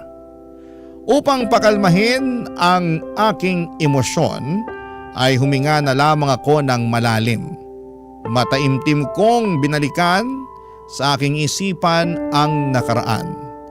Inilarawan ko dito ang mga ninanais kong mangyari kung maibabalik ang panahon. Nagsimulang maglaro sa isipan ko ang mga nagawa ko sana at ang mga karugtong pang naranasan sana namin. Lumalim ang pagmuni ko hanggang sa ito'y naging madetalyadong katang-isip. Nadagdagan at nadagdagan pa ito ng eksena sa loob ng aking imahinasyon. Kahit nasa isipan ko lamang sila ay paunti-unti nitong binawasan ang bigat sa loob ko. Pumikit ako at tumuloy sa aking imahinasyon ng nakaraan kung saan ay magkasama kami ni Christine noong siya'y maliit pa. Papa Dudut, binalikan ko ito ang araw na nagpupumilit si Christine na samahan ko siya.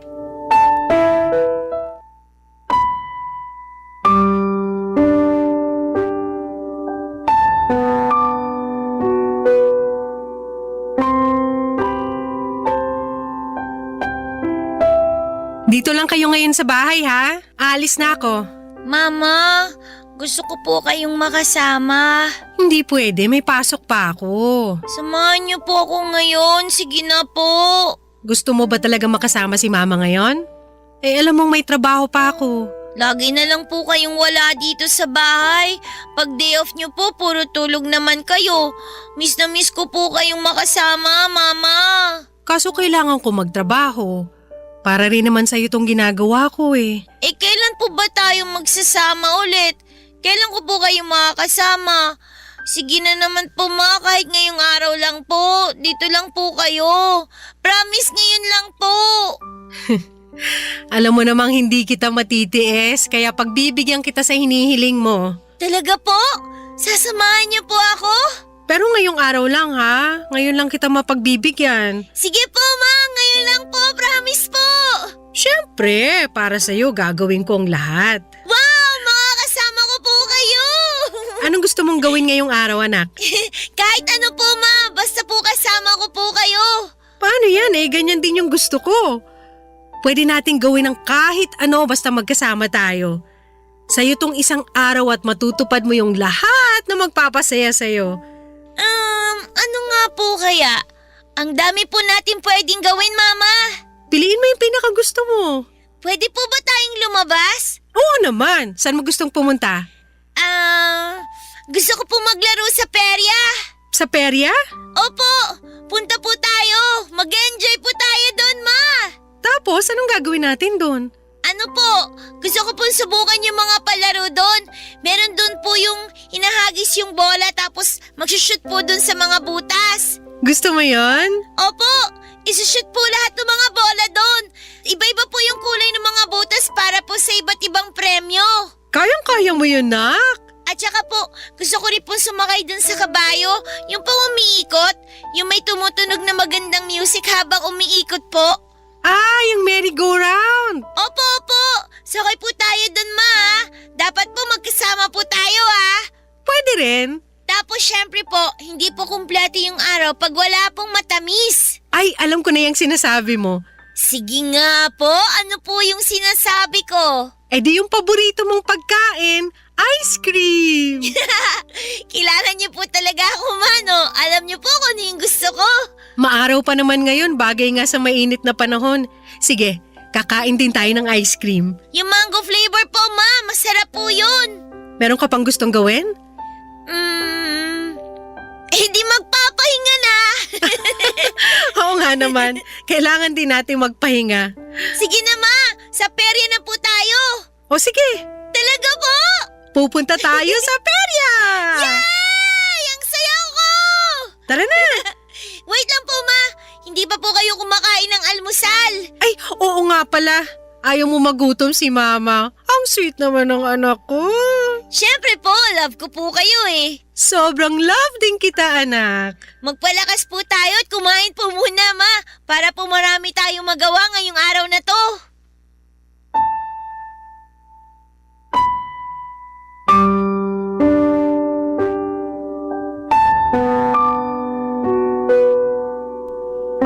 Papadudod sa imagination ko ay ginawa namin ang lahat ng gusto ni Christine. Pinuno ko ito ng makukulay na detalye. Nagsimula ito sa bahay, nagalmusal kami at masaya daw siya dahil muli niya akong nakasama sa hapagkainan. Ipinakita niya sa akin ang iniligpit niyang lalagyan ng mga laruan at sinabi ko na sobrang proud ako sa kanya. Binigyan ko ng day off ang yaya ni Christine at tumuloy kaming mag-ina pagpunta sa perya. Noong nasa perya na kami ay sinubukan namin ang mga palaro doon. Tinupad namin yung mga bidalak na gawin ni Christine. Marami pa kaming naranasan sa imagination ko. Naramdaman ko ang lahat ng ito mula sa simoy ng hangin hanggang sa himig ng merry-go-round, pati ang lamig ng sorbetes na tinikman namin. Nakita kong puno ng ligaya ang anak ko. Pagsapit ng gabi ay bumalik kami sa bahay upang magpahinga. Sinamahan ko siya sa higaan upang siya ay patulugin na. Nagpasalamat siya sa akin dahil sobrang saya daw ng naging araw niya.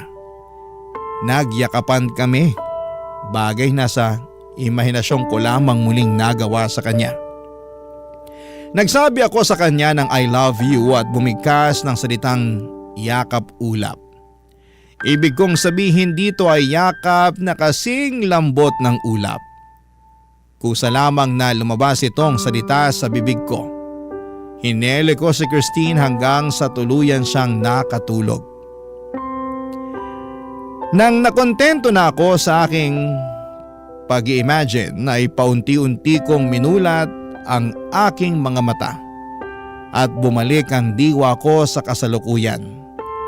Tinapos ko na ang paglarawan sa aking isipan at nakapaloob sa aking imahinasyon ang ginusto kong maranasan ni Christine at ito ay ang lubos kong pagmamahal. Kahit nasa katang-isip ko lamang ang eksena, gumaan ang pakiramdam ko na parang totoo itong nangyari, Papa Dudut. Nagpatuloy pa rin ang aking pag-iyak ngunit hindi na dahil sa panghihinayang. Pilit kong pinanatili sa puso ko ang pag-asang hindi pa huli ang lahat. Buhay pa kami ni Christine at marami pang araw na pwede kaming magkasama. Marami pang pagkakataon para maramdaman namin ang aming pagiging magkapamilya. Papa Dudut, hindi ko man na iparanas kay Christine ang masayang kabataan ay maibibigay ko pa sa kanya ang maliligayang karanasan simula ng araw na yon. Lumipas ang ilang araw na iniisip ko kung paano maaayos ang pagsasama naming mag-ina.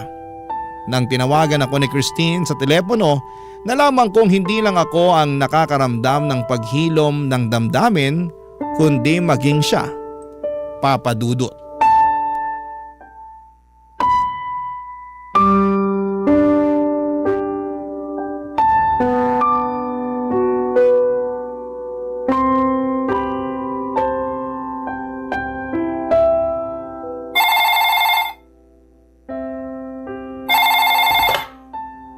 Hello? Mama? Christine, kumusta ka na? Okay naman ho ako. Pakiramdam ko medyo umayos na ako. Ay, mabuti kung ganon. Ano nangyari sa'yo nito mga nakaraang araw? Ayun, puro tulog lang yung ginawa ko. Pagkagising, puro naman iyak. Halos naubos ko na nga yung tissue sa bahay sa kasising ako eh. Alam nyo ma, ang himbing ng tulog ko nung nakaraan, may napanaginipan ako maganda nung gabing yon. Kaya lang, hindi ko naman makwento sa inyo kasi hindi ko na rin matandaan eh. Pero sure ako na napanaginipan ko yun nung araw na dumalaw kayo. Talaga? Pagkagising ko nun kinabukasan, medyo gumaan yung pakiramdam ko. Pinagluto ako ni Ben noon tsaka sabay kami nag-almusal. Tapos sinabi pa niya na natutuwa daw siya kasi ginaganahan na raw ulit akong kumain. Nag-aalala nga raw kasi siya kasi baka pumayat ako lalo eh. Kontento na raw siya sa kaseksihan ko. Huwag ko na raw itodo pa. Buti nakakakain ka na. Akalain mo yun, ma? Tulog lang palang kailangan ko para gumaan yung pakiramdam ko. Buti nakakapagbiro ka na rin. Siguro natatanggap ko na lang ang lahat, ma. Ginusto ko na maging close tayo nung bata pa ako. Pero wala naman ako magagawa nun kung nakadepende sa iyo yung paghahanap buhay. Na-realize ko na kaya mo ginawa yon para hindi ako mahirapan. Ikaw yung nagpakahirap para mabigyan ako ng mas magandang buhay. Christine, gusto ko sanang humingi ng paumanhin sa'yo. Bakit naman, ma? Kasi naiparamdam ko sa'yo nung minsan na hindi kita pinahahalagahan. Hindi ko sinasadyang saktan ka. Patawarin mo ko kung minsan nagdadalawang isip ako sa presensya mo sa buhay ko. Mahalaga ka sa akin. Kung uulitin ko man ang nakaraan, pipiliin ko pa rin harapin yung anumang hirap basta't para sa ikabubuti mo. Ma, okay na yon. Napapressure ka rin kasi dati eh. Kahit malamig kang makitungo minsan, alam ko namang mahal mo talaga ako. Sorry naranasan mo pa yung katarayang ko. Sorry ma, naranasan mo rin yung pagiging moody ko. Naisip ko na kinailangan ko maintindihan yung side mo. Wala ka rin namang choice nun, kundi isang tabi muna ako eh. Dahil hindi mo naman ako masusubaybayan, pinaalagaan mo ako sa ibang tao para siguraduhin hindi ako mapapabayaan. Alam ko nang para sa akin din talaga yun, ma, yung ginawa mo mga desisyon na yun. Hindi biro yung pinagdaanan mo para sa kapakanan ko. Ibig sabihin lang nun, talagang mahalaga ako para sa'yo. Sobra pa sa sobra, nak. Hindi man naging perfect yung nakaraan natin, ma. Ang mahalaga, ginawa mo yung best mo para sa akin. Kaya sobra po ako nagpapasalamat sa'yo, ma. Salamat, nak, sa pag-iintindi mo sa sitwasyon natin. Nag-decide na rin pala po ako Na ano? na aalagaan ko na po yung sarili ko. Aba, dapat talagang alagaan mo yung sarili mo. Sige na po. Concern na po talaga kayo sa akin. Ayaw nga pala, ma. Lalabas po ako mamaya para bilhin yung mga kailangan. Tapos maglilinis din kami ni Ben ng bahay. Nakita nyo naman na sobrang kalat dito sa amin. Masaya talaga ako marinig yan. Ginaganahan ka na rin kumilos. Alam ko po kasi na mahal niyo ako ni Ben. Matanong nga pala kita, Ano po yun, Ma? pwede ba kitang dalawin minsan para makasama ka? Ma naman, tinatanong pa ba yan? Siyempre! Welcome na welcome po kayo sa amin. Namimiss ko na nga po kayo makasama ulit eh. Kaso ngayon na ba kayo dadalaw? As in ngayon na? Nako, pwede po kayong pagkatapos na lang namin maglinis ng bahay, Ma? Nakakaya po kasi sa inyo eh. Sige, abangan ko yan. Namimiss ko na yung kakulitan mo eh. Weh. Oo nga. Kaya magkita na tayo kapag pwede ka na. O siya, mag-aasikaso na rin ako. Ipagpatuloy mo lang yan, ha, Christine? Okay, Ma. Bye-bye po. Love you, Ma. Yakap ulap. Yakap ulap? Teka, saan galing yung salitang yan? Ewan ko ba, Ma? Bigla na lang lumabas sa bibig ko eh. Yakap na kasing lambot ng ulap yung ibig kong sabihin doon, Ma. Pinagsama ko lang yung dalawang salita. Nakakatuwang sabihin yun, di ba, Ma? Nakakatuwa nga. Love you din, anak. Yakap ulap. Sa tanang buhay ko ay hindi ko maalalang ginamit namin ni Christine kailanman ang inimbento naming salita. Nakapagtataka, Papa Dudut. Nasa katahang isip ko lamang dapat itong salitang ito. Kaya paano ito nalaman ni Christine? Napuno tuloy ng mga katanungan ang isip ko. Hindi kaya naramdaman ni Christine ang naging katahang isip ko? Ito kaya ang nabanggit niyang magandang panaginip niya. Nakarating kaya sa kanya ang pagmamahal na nais kong ibigay sa kanya?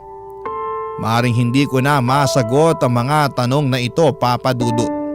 Ang alam ko lang noon ay isang himala na bumuti ang pakiramdam ni Christine. Bumalik ang kanyang sigla at eto naman ang pinakamahalaga. Magmula noon ay hindi ko na pinalalagpas tuwing may pagkakataon na magkita kami ni Christine. Pinaglaanan ko siya ng oras palagi at pinagsikapang bumawi sa kanya. Nadiskubre kong matagal na rin itong hinahangad ng anak ko. Kaya mabilis na nagkalapit ang loob naming mag-ina. Papa Dudut, walang katumbas ang ligaya ko na nakikita kong muli ang kislap sa mga mata ni Christine. Sa wakas ay nararamdaman na niyang kabilang siya sa isang pamilyang puno ng pagmamahal. Sa katagalan ay lumikha si Christine ng magandang buhay para sa sarili niya at sa pamilya nilang mag-asawa. Ngayon ay may sarili siyang negosyo at malakas ang kanyang loob sa marami niyang hangarin sa buhay. Higit sa lahat ay masaya siya. Maraming salamat po, Papa Dudut, sa pagbabahagi ng aking kwento sa inyong mga tagapakinig. Naway ang aming karanasan ay nakapagbahagi sa inyo ng tuwa at pag-asa. Thank you sa inyong lahat sa Barangay Love Stories. Ang inyong forever kapuso at ka-barangay, Kelly. Ano ang masasabi mo sa ating Barangay Love Stories today? Abangan namin ang sagot mo sa comment section. Ang mga kwento ng pag-ibig, kwento ng buhay at kwento ng pag-asa dito sa Barangay Love Stories. Love Stories. Ang isang karera ay may pag-uumpisahan at may pagtatapusan. Pero hindi sa buhay dahil ang buhay ay hindi po karera. Ang isang kwento ay may simula at katapusan. Kaya kapag nahihinto ang kwento, minsan para maalala natin ay muli nating sisimulan. Ikaw, kabarangay, may kwento ka ba sa buhay na binalikan mo para muli mong simulan?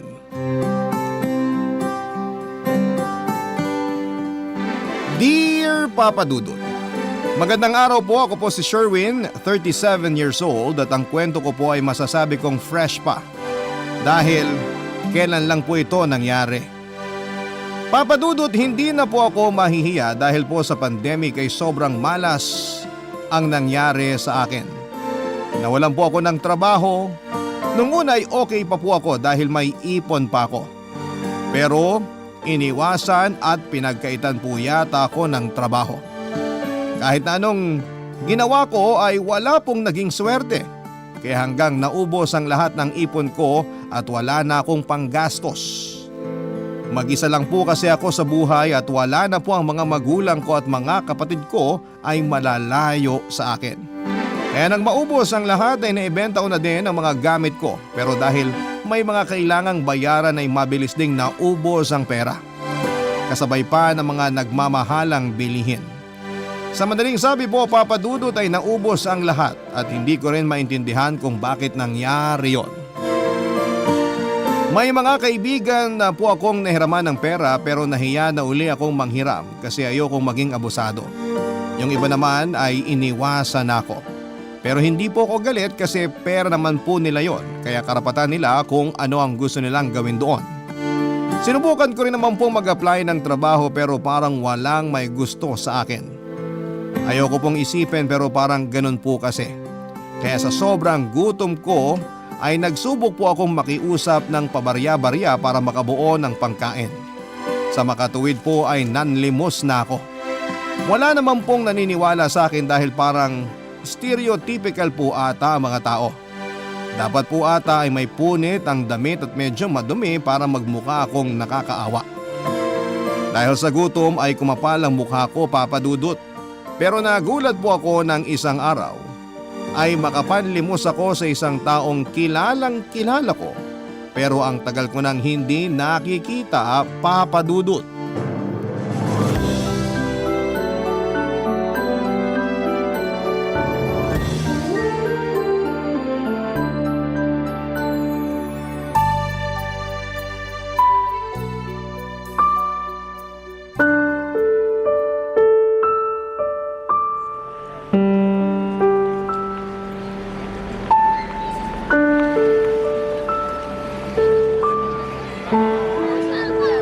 Ma'am, pasensya na. Baka po may barya kayo dyan. Ha? Wait lang. Eto, 50 pesos po. yes, pasensya ka na ha. Naku ma'am, malaking tulong po ito. Salamat po. You're Sandali. Sherwin? Kilala nyo? Oh my... Bev? Oo, Bev, kumusta ka? okay naman ako. Ikaw? Sa nangyayari sa akin, hindi okay. Pero ang utak ko okay pa naman. Bakit ka? Namamalimos? Oo. Hindi ko din alam eh. Anong ibig mong sabihin? Pinarusahan ata ako ng Diyos. Uy, ano bang sinasabi mo? Hindi ka pinaparusahan. Eh ano tong nangyayari sa akin? Pagsubok lang yan. Sana lang matapos na tong pagsubok na to. Kung pagsubok man to. Pagsubok lang yan. Manalig ka lang. Pasensya ka na ha. Saan? Nakakahiya eh. Ang tagal na nating hindi nagkikita tapos makikita mo akong ganito. Ang importante, maganda ang health mo. Parang okay naman. Anong nangyari? Wala akong makitang trabaho eh. Yung mga friends mo. Yun na nga eh. Humihingi ako ng tulong, hindi pera ha. Nagbakasakali lang naman ako na baka may alam silang trabaho. Sumama lang ang loob ko. Ha? Bakit? Pwede naman kasi nilang sabihin na wala silang alam o walang maitutulong. Kaso yung iba hindi na ako kinakausap. Nag-ghost ang mga messages ko. Yung iba in-unfriend pa ako sa social media. Sorry. Ano ka ba? Wala ka namang kasalanan. Tsaka hindi naman ako galit sa kanila. Sumama ang loob ko pero hindi ako galit. Kasi hindi ko naman sila pwedeng diktahan. Kung ano sa tingin nila ang tamang gawin, sila pa din yun. Huwag mo nang isipin yun, masistress ka lang. Hindi na nga eh. Ang iniisip ko na lang yung paano ko maitatawid ang kada araw na dumadaan. Hindi ko alam ang sasabihin. Nako, wala kang dapat sabihin dahil malaki tong binigay mo. Tawid na ang buong araw ko. Sa 50 pesos? Sabi nga, pag maliit ang kumot, matutong mamaluktot. Sandali. Eto, kunin mo muna to. 1,000? Ay, 3,000? Pasensya ka na ha. Ano ka ba? Naiiyak naman ako sa'yo. Pagkasyahin mo na muna yan, tapos mag-iisip ako ng paraan paano ka matutulungan. Madaming araw na akong isasalba nito. Kumain ka ng maayos ha, parang ang payat mo na oh. Salamat. Pag nakabawi ako, ibabalik ko to. Ano ka ba? Para ka namang iba. Pasensya ka na ha.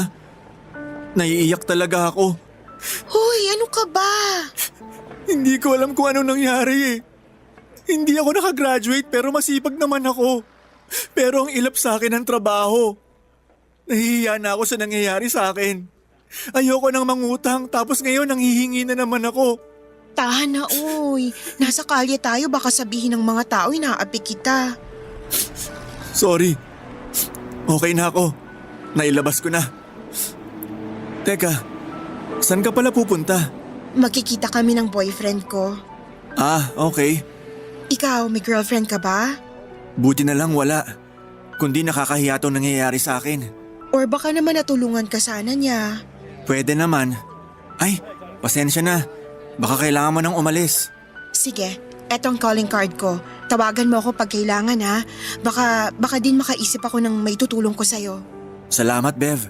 O siya, bye na. Oh, teka. Anong gagawin mo? Bebeso ako sa'yo. Nakakahiya. Madumi ako. Huwag kang ang ganyan. Sige na, bye. Papadudot na hiya ako kay Bev pero ganun pa din siya. Walang pagbabago. Hindi pa din siya maselan at paalis na sana siya para puntahan ang boyfriend niya nang biglang may tumulak sa akin. Malakas ang pagtulak kaya nabuwal ako. Hindi na ako nakabalanse at nagulat kasi ako. Ang tumulak sa akin ay ang boyfriend pala ni Bev at inakala daw niya na binabastos ko si Bev. Pero sinabi ni Bev na kilala niya ako. Hindi ko alam kung anong nagawa kong masama sa kanya at ganoon na lamang ang init ng ulo niya sa akin. Parang ilang taon na kaming magkakaaway dahil sa gigil niya. May pagka-OA din magalit ang boyfriend niya pero ako alam ko na yung mga ganong galawan ibig sabihin lang noon ay nagpapasikat siya kay Bev. Gusto niyang ipakita kay Bev na isa siyang superhero na ipagtatanggol siya sa anumang klase ng panganib.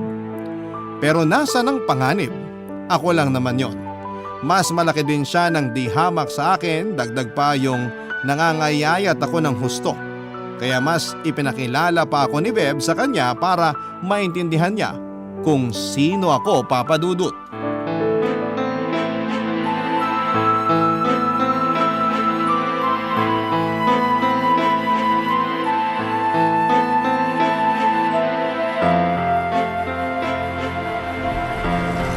Lumayo ka! Gino, ano ba? Ano bang ginawa mo? Nagtatake advantage sa'yo ang lalaking yan. Ano bang sinasabi mo? Sherwin, okay ka lang? Kanina oo. Ngayon hindi na. Pasensya ka na. Bakit ka humingi ng pasensya dyan? Bakit alam mo ang pangalan yan? Kaklase ko siya nung high school. Hindi kita kinakausap. Totoong sinasabi niya. Classmate ko siya noon at ex-boyfriend ko siya nung high school. Uy Bev, nakakahiya naman. Bakit sinabi mo pa yan? Anong nakakatawa? Sorry. Tumigil ka na nga, Gino. Kilala ko yan. Siya si Sherwin. Sherwin, ito naman ang boyfriend ko, si Gino. Nice to meet you. Gino, nice to meet you daw. Tara na. Aalis na kayo? Niyaya ko na nga siya, di ba? Sherwin, mauna na kami ha. Salamat sa bigay mo ha. Walang anuman. Bye. Aray! Gino! Huwag ka nang lalapit sa girlfriend ko. Ang dumi-dumi mo. Gino, stop it! Halika na. Aray! Teka, nawawala ang wallet ko. Sinasabi ko na nga ba hindi mapagkakatiwalaan ang lalaking yun eh. Anong ginagawa mo? Tatawag ako ng pulis. Pulis? Ano ka ba? Kakausapin ko na lang siya. Huwag kang lumapit sa kanya, baka armado yun. Ano bang armado? Kilala ko si Sherwin. Bev, kailan muling nakita ang taong yun? Matagal na din. Kita mo, nagbabago ang lahat. Malay mo, hindi na siya yung taong nakilala mo dati. Tumigil ka nga, masyado kang OA. OA? Para sa kaligtasan natin to. Ikaw lang ang nag-iisip niyan. Pupuntahan ko siya. Wag! Tatawag muna ako ng pulis. Boss! Lumayo ka sa amin! Huwag mo kaming saktan! Saktan? Hindi ko ugali ang manakit. Lalo na ang langaw. Ano? Sinasabi mo bang langaw ako? Hindi boss. Sinasabi ko na hindi ako nananakit. Kahit insekto pa. Sherwin, pasensya ka na ha. Bakit ka ba humihingi ng pasensya sa kanya? Baka nakakalimutan mo. Kinuha. Bev, pasensya na. Nahulog ni boss tong wallet niya. Napulot ko doon. Ay, salamat. Nakita mo na, Gino? Anong sinabi ko sa'yo? Akin na nga yan. Bakit kulang ang laman nito? Boss, wala po akong kinukuha dyan. Alam mo, Gino, imposibleng may kinuha si Sherwin dyan. Baka nagastos mo na kanina, nakalimutan mo lang. Oo nga, boss. Sagot ka ng sagot. Gino, ano ka ba? Imbis na magpasalamat ka, galit ka pa. Gino! Ano? Magpasalamat ka. Salamat. Dahil dyan naalala ko yung sasabihin ko kanina. Tungkol sa trabaho. Gino, hindi ba may mga tao tayong kailangan sa opisina? Ayon sa Sherwin, kunin natin. Wala na atang bakante. Meron pa. Kunin mo sa Sherwin, magaling yan. Tandaan mo ang sabi ni Papa, tulungan ng mga ngailangan. Oo na, tara na. O Sherwin, nasa iyo na yung calling card ko. Nandun na yung address ng opisina. Pumunta ka bukas. Salamat, Bev. Salamat, boss. Tara na, Bev. Papa Dudut, napakaswerte at napakamalas ko ng araw na yon. Swerte dahil nakita ko si Bev na matagal ko nang hindi nakikita at inalok pa niya ako ng trabaho. Malas naman dahil ilang beses ako naitulak at nakwelyuhan pa. Tapos yung wallet na isinoli ko ay hindi naman siya nahulog. Nung kwinelyuhan ako ni Gino ay naramdaman ko na may nilagay siya sa bulsa ng jacket ko. Malakas ang pakiramdam ko sa mga ganon, Papa Dudut, at nung kapain ko ay nakita ko ang wallet niya ang nilagay niya. Dalawa lang ang ibig sabihin noon. May masamang balak si Gino, baka gusto niya akong ipahamak o kaya ay gusto niya talagang ibigay sa akin yung wallet niya na napaka-imposible dahil mukhang gigil siya sa akin. Kung may iba pang dahilan ay hindi ko na alam. Basta ang alam ko ay ramdam din ni Bev ang hindi magandang trato sa akin ng boyfriend niya ng mga oras na yon, Papa Dudut. Barangay Love Stories. Barangay Love Stories.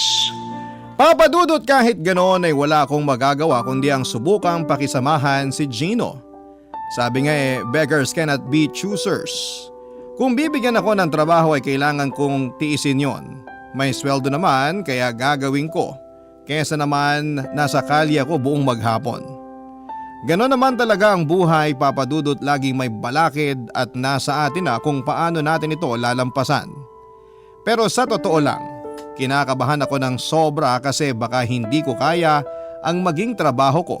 Pero may alam naman po ako kahit na hindi ako nakagraduate ng college ay marami naman po akong alam. Kaya yung binigay na pera ni Bev ay ginamit ko pambili ng maayos at murang damit. Nagbayad din po ako ng entrance fee sa isang public swimming pool. Hindi para mag-swimming kundi para makapag-shower. Putol po kasi yung metro ng tubig ko. Hindi pa ako nakakapagbayad. Kaya hindi ako nakaligo sa bahay. Papa Dudut, napaka-presko ng pakiramdam matapos akong makapaghanda. Kaya nung umaga kinabukasan ay ready na ako para sa interview.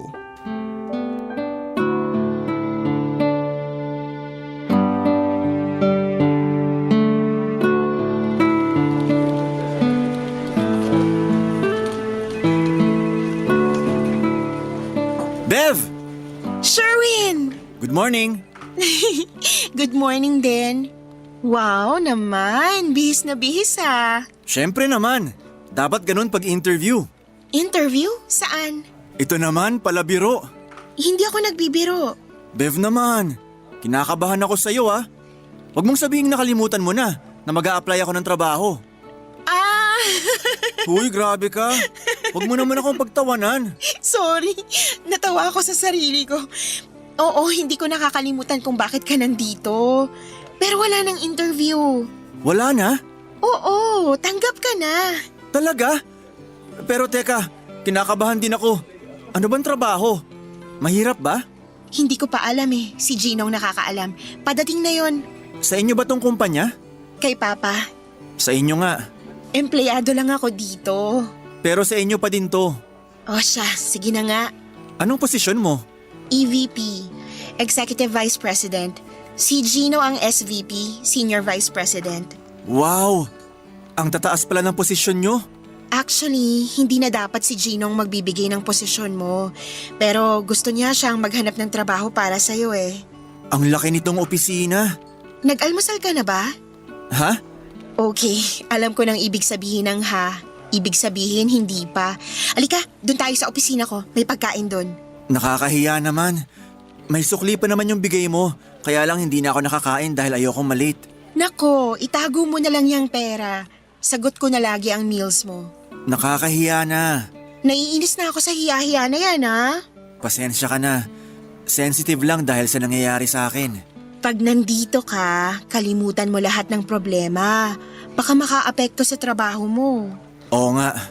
Dahil napaalala mo, napaisip na naman ako kung ano bang trabaho ko. Halika na nga muna sa opisina ko. Bev! Oh, ayun na pala si Gino eh. Good morning, boss. Saan ka pupunta? Sa office ko, kakain kami ni Sherwin. Bakit kayo kakain dun? Empleyado mo lang siya. Technically, hindi pa siya empleyado kasi hindi pa siya nagsisimula. Isa pa, ano naman kung kumain kami kahit empleyado na siya? Bev, Anong Bev? Boss dito yan. Ma'am Bev ang itawag mo sa kanya. Sorry po. Ma'am Bev. Sige po, maghihintay na lang ako dito. Hindi, tara sa office ko. Wala ka pa namang trabaho. Magtatrabaho na siya.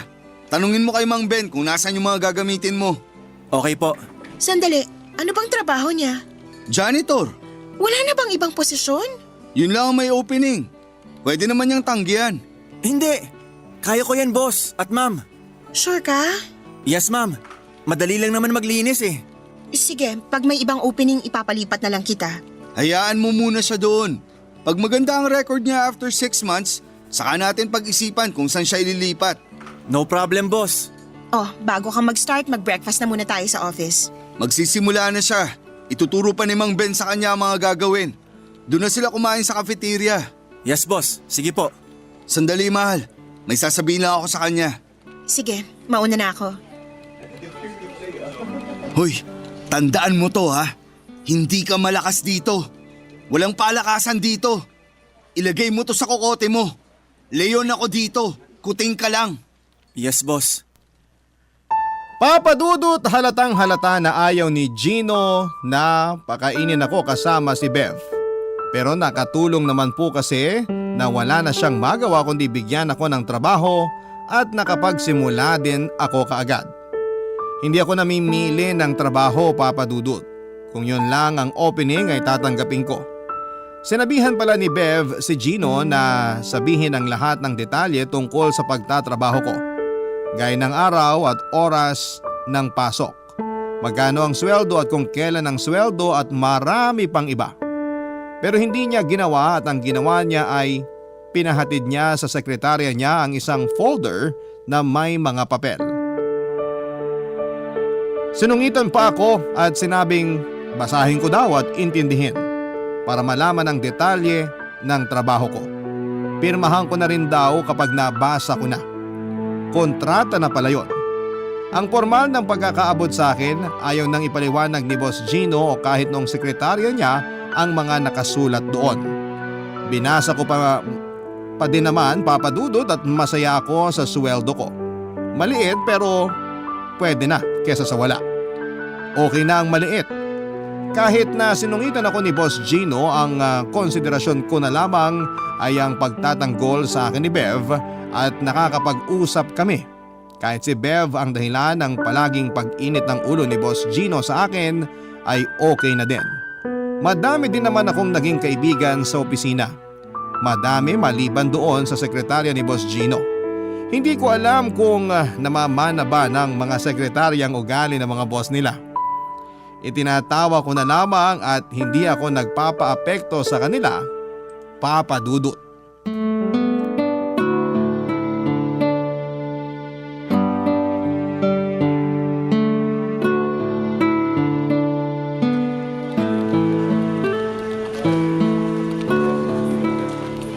Good morning, Ma'am Bev.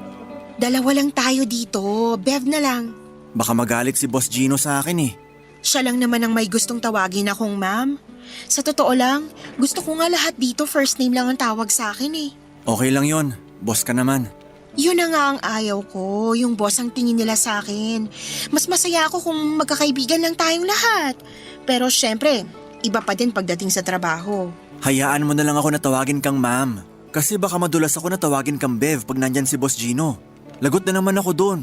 Teka, minamaltrato ka ba ni Gino? Hindi naman po. Wala nga siyang pakialam sa akin eh. Pinapansin lang niya ako pag nakikita niyang magkausap tayo. Ay, wag mo na lang din pansinin. Basta dapat masaya ka sa ginagawa mo. Ay oo naman ma'am. Halos kaibigan ko na nga lahat dito eh. Wow, ang saya namang malaman nun. Pero teka, bakit sabi mo halos lahat? Sino-sino pa ba ang hindi mo nagiging kaibigan dito? Si Boss Gino saka yung sekretarya niya. Si Vanya? Vanya po pala pangalan nun. Hindi niya kasi sinabi. Ang sabi niya lang, Madam ang itawag ko sa kanya. Madam? Oo. Baka gusto niya rin doon na mag-opisina sa opisina ko. Sige ma'am, tapusin ko na lang yung pasilyo doon. Teka, lunch break na. Hindi ka pa ba kakain? Pagkatapos po ng pasilyo. Nako, mamaya mo na ituloy yan. Halika na, samahan mo ko mag-lunch sa labas. Naku, wag na. Bakit? Baka malaman ni Boss Gino na sumabay na naman ako sa'yo. Malilintikan na naman ako doon. Wag mo siyang intindihin, mamaya pang balik nun, may meeting siya sa labas. Kahit na ma'am, baka isumbong ako ng sekretarya niya. Si Madam? Yes, si Madam. Wag mo na siyang intindihin, kasama siya ni Gino dun sa meeting. Hindi po kaya biglang dumating yon? Mamaya pa yun. Natatakot ako eh. O sige, ganito na lang. Doon na lang tayo sa conference room kumain. Magpapadala na lang ako ng pagkain doon. Pero magkasama pa din tayo. Ano? Iiwasan mo na lang ba ako palagi? Hindi pwede yung ganon. Huwag ka matakot. Hindi pumapasok ng conference room si Gino. Papasok lang yun pag kailangan. Yun namang sekretarya niya, papasok lang doon pag nandun si Gino. Kaya kahit dumating pa sila, hindi ka nila makikita dahil malayo yung opisina nila sa conference room. Nakakatawa naman to. Ang alin? Yung pagtatago natin, para tayong may ginagawang masama eh. Wala naman akong pakialam kung makita nila tayo magkasama dahil magkaibigan naman tayo. Kaso, hindi kita laging mapoprotektahan kaya tama na din yung sinasabi mo na huwag tayo magpakitang magkasama o nag-uusap. Sige na nga. Pero dadalhin ko yung baon ko ha. Sige, para matikman ko din. Wag, nakakahiya. Ano bang nakakahiya? Galunggong at kamatis lang yung baon ko. Niluto ko pa kagabi, natira lang. Eh sayang, kaya binaon ko na lang. Alam mo, ang tagal ko nang hindi nakakakain ng galunggong. Gusto ko na nga uli maalala ang lasa eh. Nakakahiya naman. Pinagdadamot mo ba yung baon mo? Hindi. O yun naman pala, patikim ako. Hati na lang tayo sa isda. Ha? Sige. Pero sa akin yung buntot na part ha. Ha? Eh, bakit buntot? Nakakahiya, sa'yo na yung ulo. Buntot na lang. Ang buntot kasi hindi masyadong maraming tinik. Ah, okay. Sige. Magpapaakyat ako ng bulalo. Natatandaan mo ba nung high school? May pinupuntahan tayo magkakaklase na bulaluhan sa may San Juan? Ay oo, hindi ko makakalimutan yung kainan na yon. Pwes, tikman mo yung bulalo na kakainin natin. Para kang babalik sa high school kasi kalasa siya. Naglalaway na tuloy ako. Naku, ganun din ako sa galunggong. Tara na, kain na tayo. Napakasaya namin noong tanghalian na yon. Ang dami naming inalala noong high school. Kahit ang lakas ng tawa namin ay walang nakakadinig sa labas. Soundproof kasi yung conference room. Hindi lang yung pagkain ang masarap papadudot kundi pati na yung mga alaala. Napakasarap balikan. Siyempre sa bawat saya ay pwedeng may lungkot na kasunod. Kaya ayon noong makabalik sila Boss Gino at Vanya ay balik kalbaryo uli ako doon sa mag-amo. Actually mas yung sekretary niyang si Madam Pa ang madalas na nambubulyaw sa akin. Hindi ko nga alam kung inutos ba sa kanya o kasama talaga sa trabaho niya ang bulyawan ako. Kasi wala siyang mintis papadudot. Minsan may overtime pa. Iba siya. Pero isang bagay ang kinagulat ko nang malaman ko ang isang sekreto. Habang naglilinis ako ng pasilyo ay napansin ko na sarado ang opisina ni Boss Gino. Sarado kaya inisip ko na walang tao doon. Sabi ko sa sarili ko na linisin ko na habang wala si Boss Gino. Kesa yung nandun na siya dahil tiyak na may kasama na siyang sermon habang naglilinis ako. Dahil nga sa pag-aakala ko na bakante ang kwarto ay hindi na ako kumatok pa. Nagulat ako na meron palang tao. Ewan kung bakit nakalimutan yata nilang ilak ang pintuan. Ang mas nakakagulat pa papadudot ay yung ginagawa nung dalawang tao. Habang nasa loob ng kwartong yon, Barangay Love Stories. Barangay Love Stories. May naghahalikan sa loob ng kwarto. Mabuting nakalabas agad ako at siguradong hindi nila ako nakita o napansin. Nagmamadali akong lumayo sa lugar na yon pero napakalakas ata yung pagkakasarado ko sa pinto. Kaya parang hinabol ako nung isa. Mabuti na lamang at nakaliko kaagad ako doon sa isang kwarto. Papadudot kitang-kita ng dalawang mata ko kung sino ang dalawang taong yon. Sina Madam at si Boss Gino ang naghahalikan. Hindi ako magkakamali. Ang tagal kong natulala sa loob noong maliit na kwartong napasukan ko. Prinoproseso ng utak ko kung tama ba ang mga nakita ko kaya para akong cassette player na paulit-ulit na nagre-rewind at nagpe-play sa utak ko yung eksaktong nakita ko. Kada ulit sa utak ko ay mukha ni Boss Gino at ng sekretarya niyang si Vanya ang nagpa-flash at rumirehistro.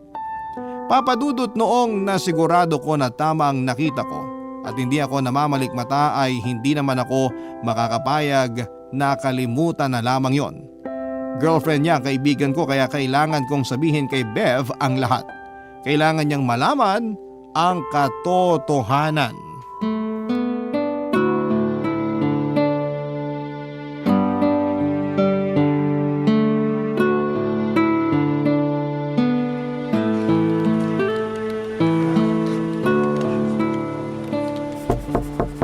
Come in!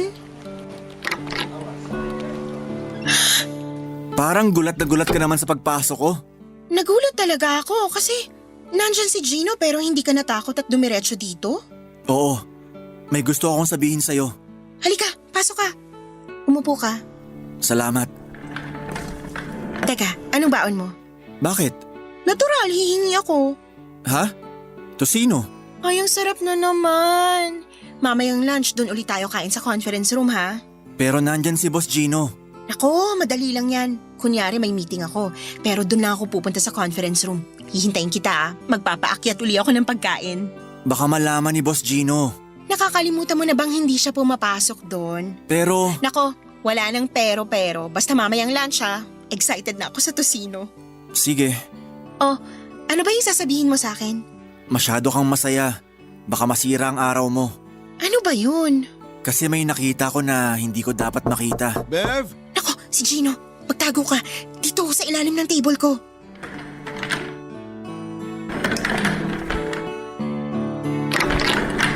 Mahal, sabay tayo mag-lunch? Ay, may pocket meeting ako ng lunch. Ah, ganun ba? Oo eh, mamaya na lang tayong dinner. May kausap naman ako ng dinner time. Pag-overtime ko na nga lang si Vanya para makatulong sa akin. Ah, ganun ba?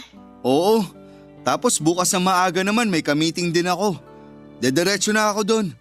Doon ko na din papupuntahin si Vanya para hindi na siya pumunta dito sa office. Mga after lunch na kami makakabalik. Sige, Thanks, mahal. Ano, di ka talaga pwede mag-lunch? next time na lang. O sige, see you later. Okay. Labas ka na dyan. Sorry ha. Okay lang. Ano yung sasabihin mo? Bev, Oh, ano to? Surprise? Mang tagal naman. niloloko ka ni Gino. Ano? Nahuli ko siya na may kahalikan sa opisina niya. Ano? Hindi ko sinasadya. Akala ko walang tao sa opisina niya. Maglilinis sana ako pero nagulat ako sa nakita ko. Niloloko ka niya, Bev.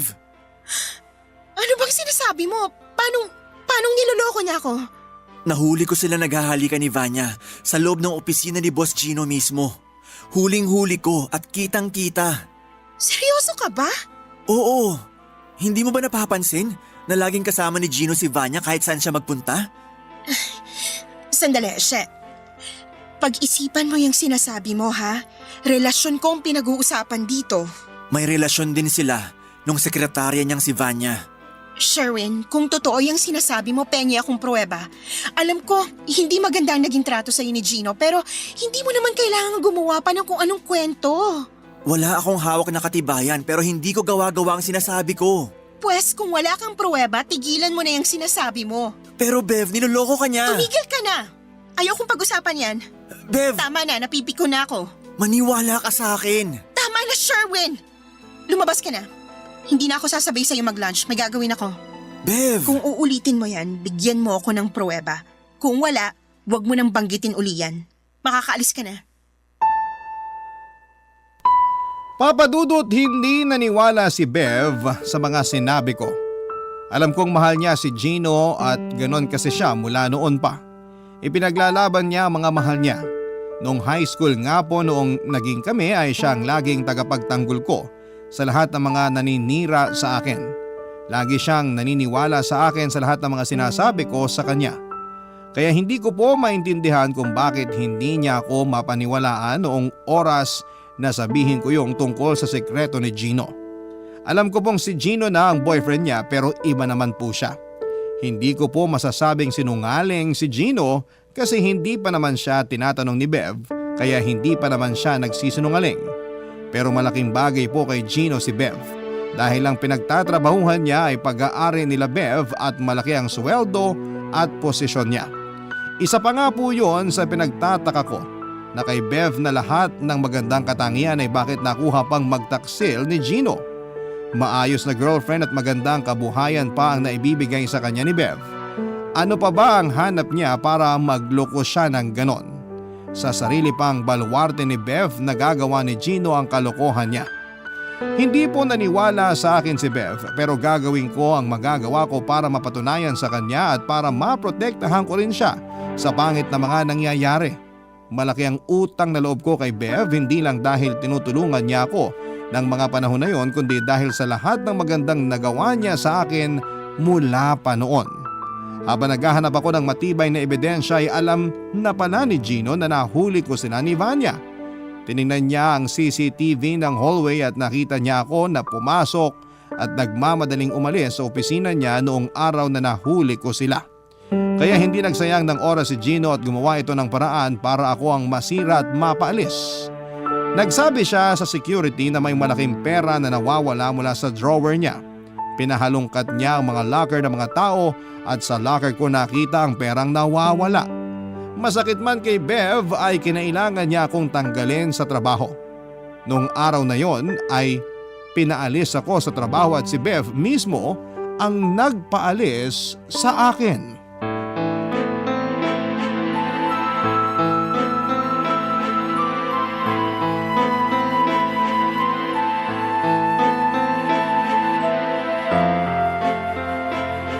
Gino! Ano pang ginagawa mo dito? Hinihintay lang kita. Trespassing ka! Pinaalis ka na dito! Aalis ako, pero gusto muna kita makausap. Alam mong wala akong oras para sa'yo. Hindi mo ako ipagtatabuyan pag nalaman mong hawak kong ebidensya. Ano?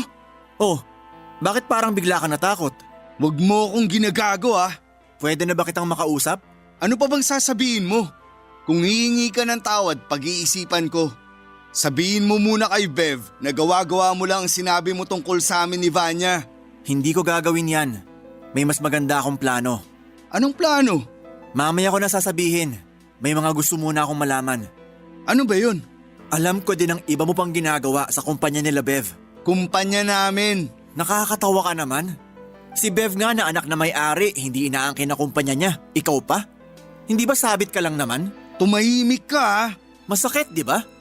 Alam mo ba na kaya kong sirain ang sira-sira mo ng buhay?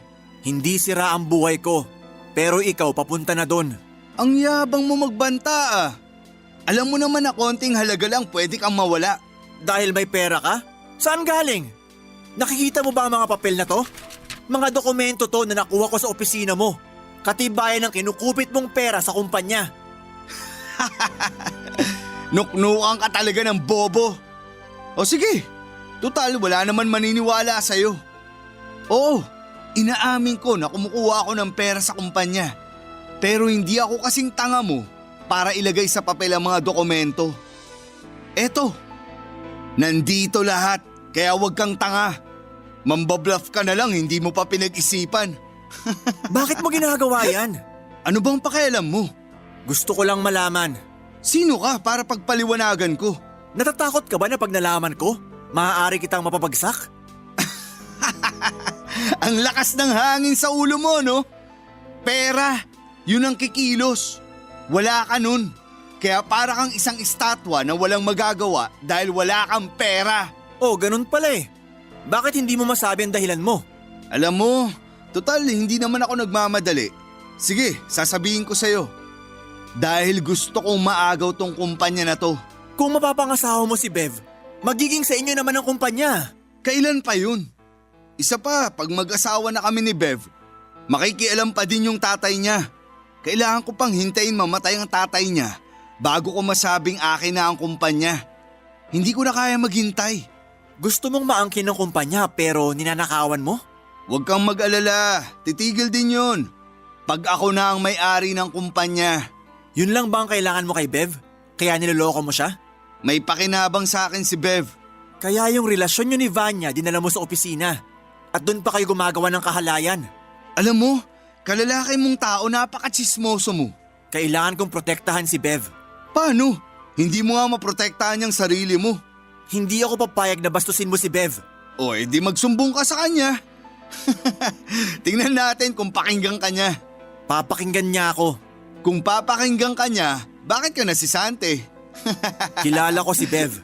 Kaya pala itinapon kang parang basura. May mga hindi kami pinagkakasunduan. Pero alam mo ba na matapos yun nag-uusap kami? At naniniwala siya sa akin? Lakas ng trip mo ah. Halika, sasamahan kita. Isumbong mo lahat ang sinabi ko sa'yo. Hindi na kailangan, nandito na ako. Bev! Bakit parang nagbagong itsura mo? Kanina parang leon ka. Mahal, kung ano man ang narinig mo, sinabi ko lang yun. Kasi kanina pa ako binibwisit niyan eh. Totoo ba? Oo, kaya huwag mong intindihin yun. Kaso hindi eh. Anong ibig mong sabihin? Nung sinabi ni Bev na magbigay ako ng pruweba, kanina bago ako pinaalis, may nilagay akong camera sa opisina mo. Ano? Sinabi sa akin ni Sherwin kung saan niya nilagay. Kaya nung lumabas kayo ni Vanya, pumunta ako sa opisina niyo para kunin yung camera. Napanood ko na din. Mga baboy kayo! Mahal, inakit lang ako ni Vanya. Oo nga. Kaya pala ikaw ang agresibo. Tsaka yung hawak mong hard drive, kahit sirain mo wala akong pakialam. Pinatrace ko na sa accounting lahat ng mga nawawalang pera ng kumpanya. At isa lang ang inuugnay ng mga data. Ikaw. Mahal, hayaan mo ako magpaliwanag. Una, wag mo akong tawaging mahal. Ma'am Bev ang itawag mo sa akin. Pangalawa, dun sa husgado ka na magpaliwanag. Tara na, Sherwin. Bev! Papa Dudut, hindi po pala magandang tingnan ang leon kapag umiiyak. Pinag-aralan ng legal team ng kumpanya mga kasong isasampa laban kay Gino. Ako naman po ay hindi na janitor pero huwag niyo pong isipin na sa akin ibinigay ang posisyon ni Gino. Madami pa pong mga mas deserving kesa sa akin. Ako po ang ginawang head of security ng kumpanya. Pinakuha ko ni Bev ng crash course para doon para mas madagdagan pa daw ang alam ko. Kaya maganda naman po ang trabaho ko ngayon pati na rin ang sweldo. Papa Dudut, hindi talaga nagbago si Bev. Naniwala pa rin siya sa akin kaya nabunyag ang mga kalokohan ni Gino. Hindi lang sa propesyon kundi sa personal. Matagal na palang may relasyon sina Gino at Vanya. Si Bev naman kasi ay malaki din ang ibinibigay na tiwala kay Gino kaya nabulag siya.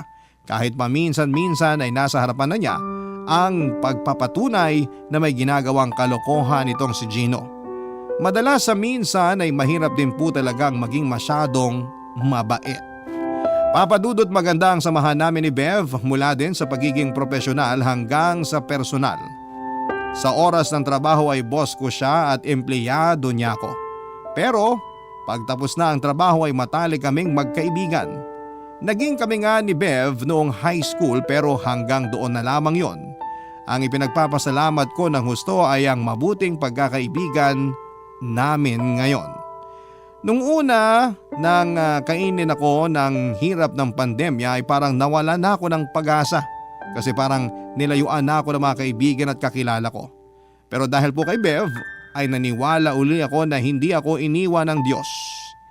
Dito naman sa lupa kahit madami ang nang iwan ay laging maiiwan din na nandyan lamang para sa atin.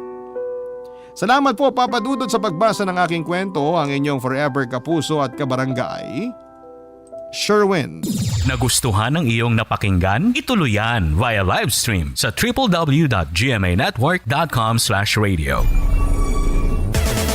Barangay LS 97.1 Forever!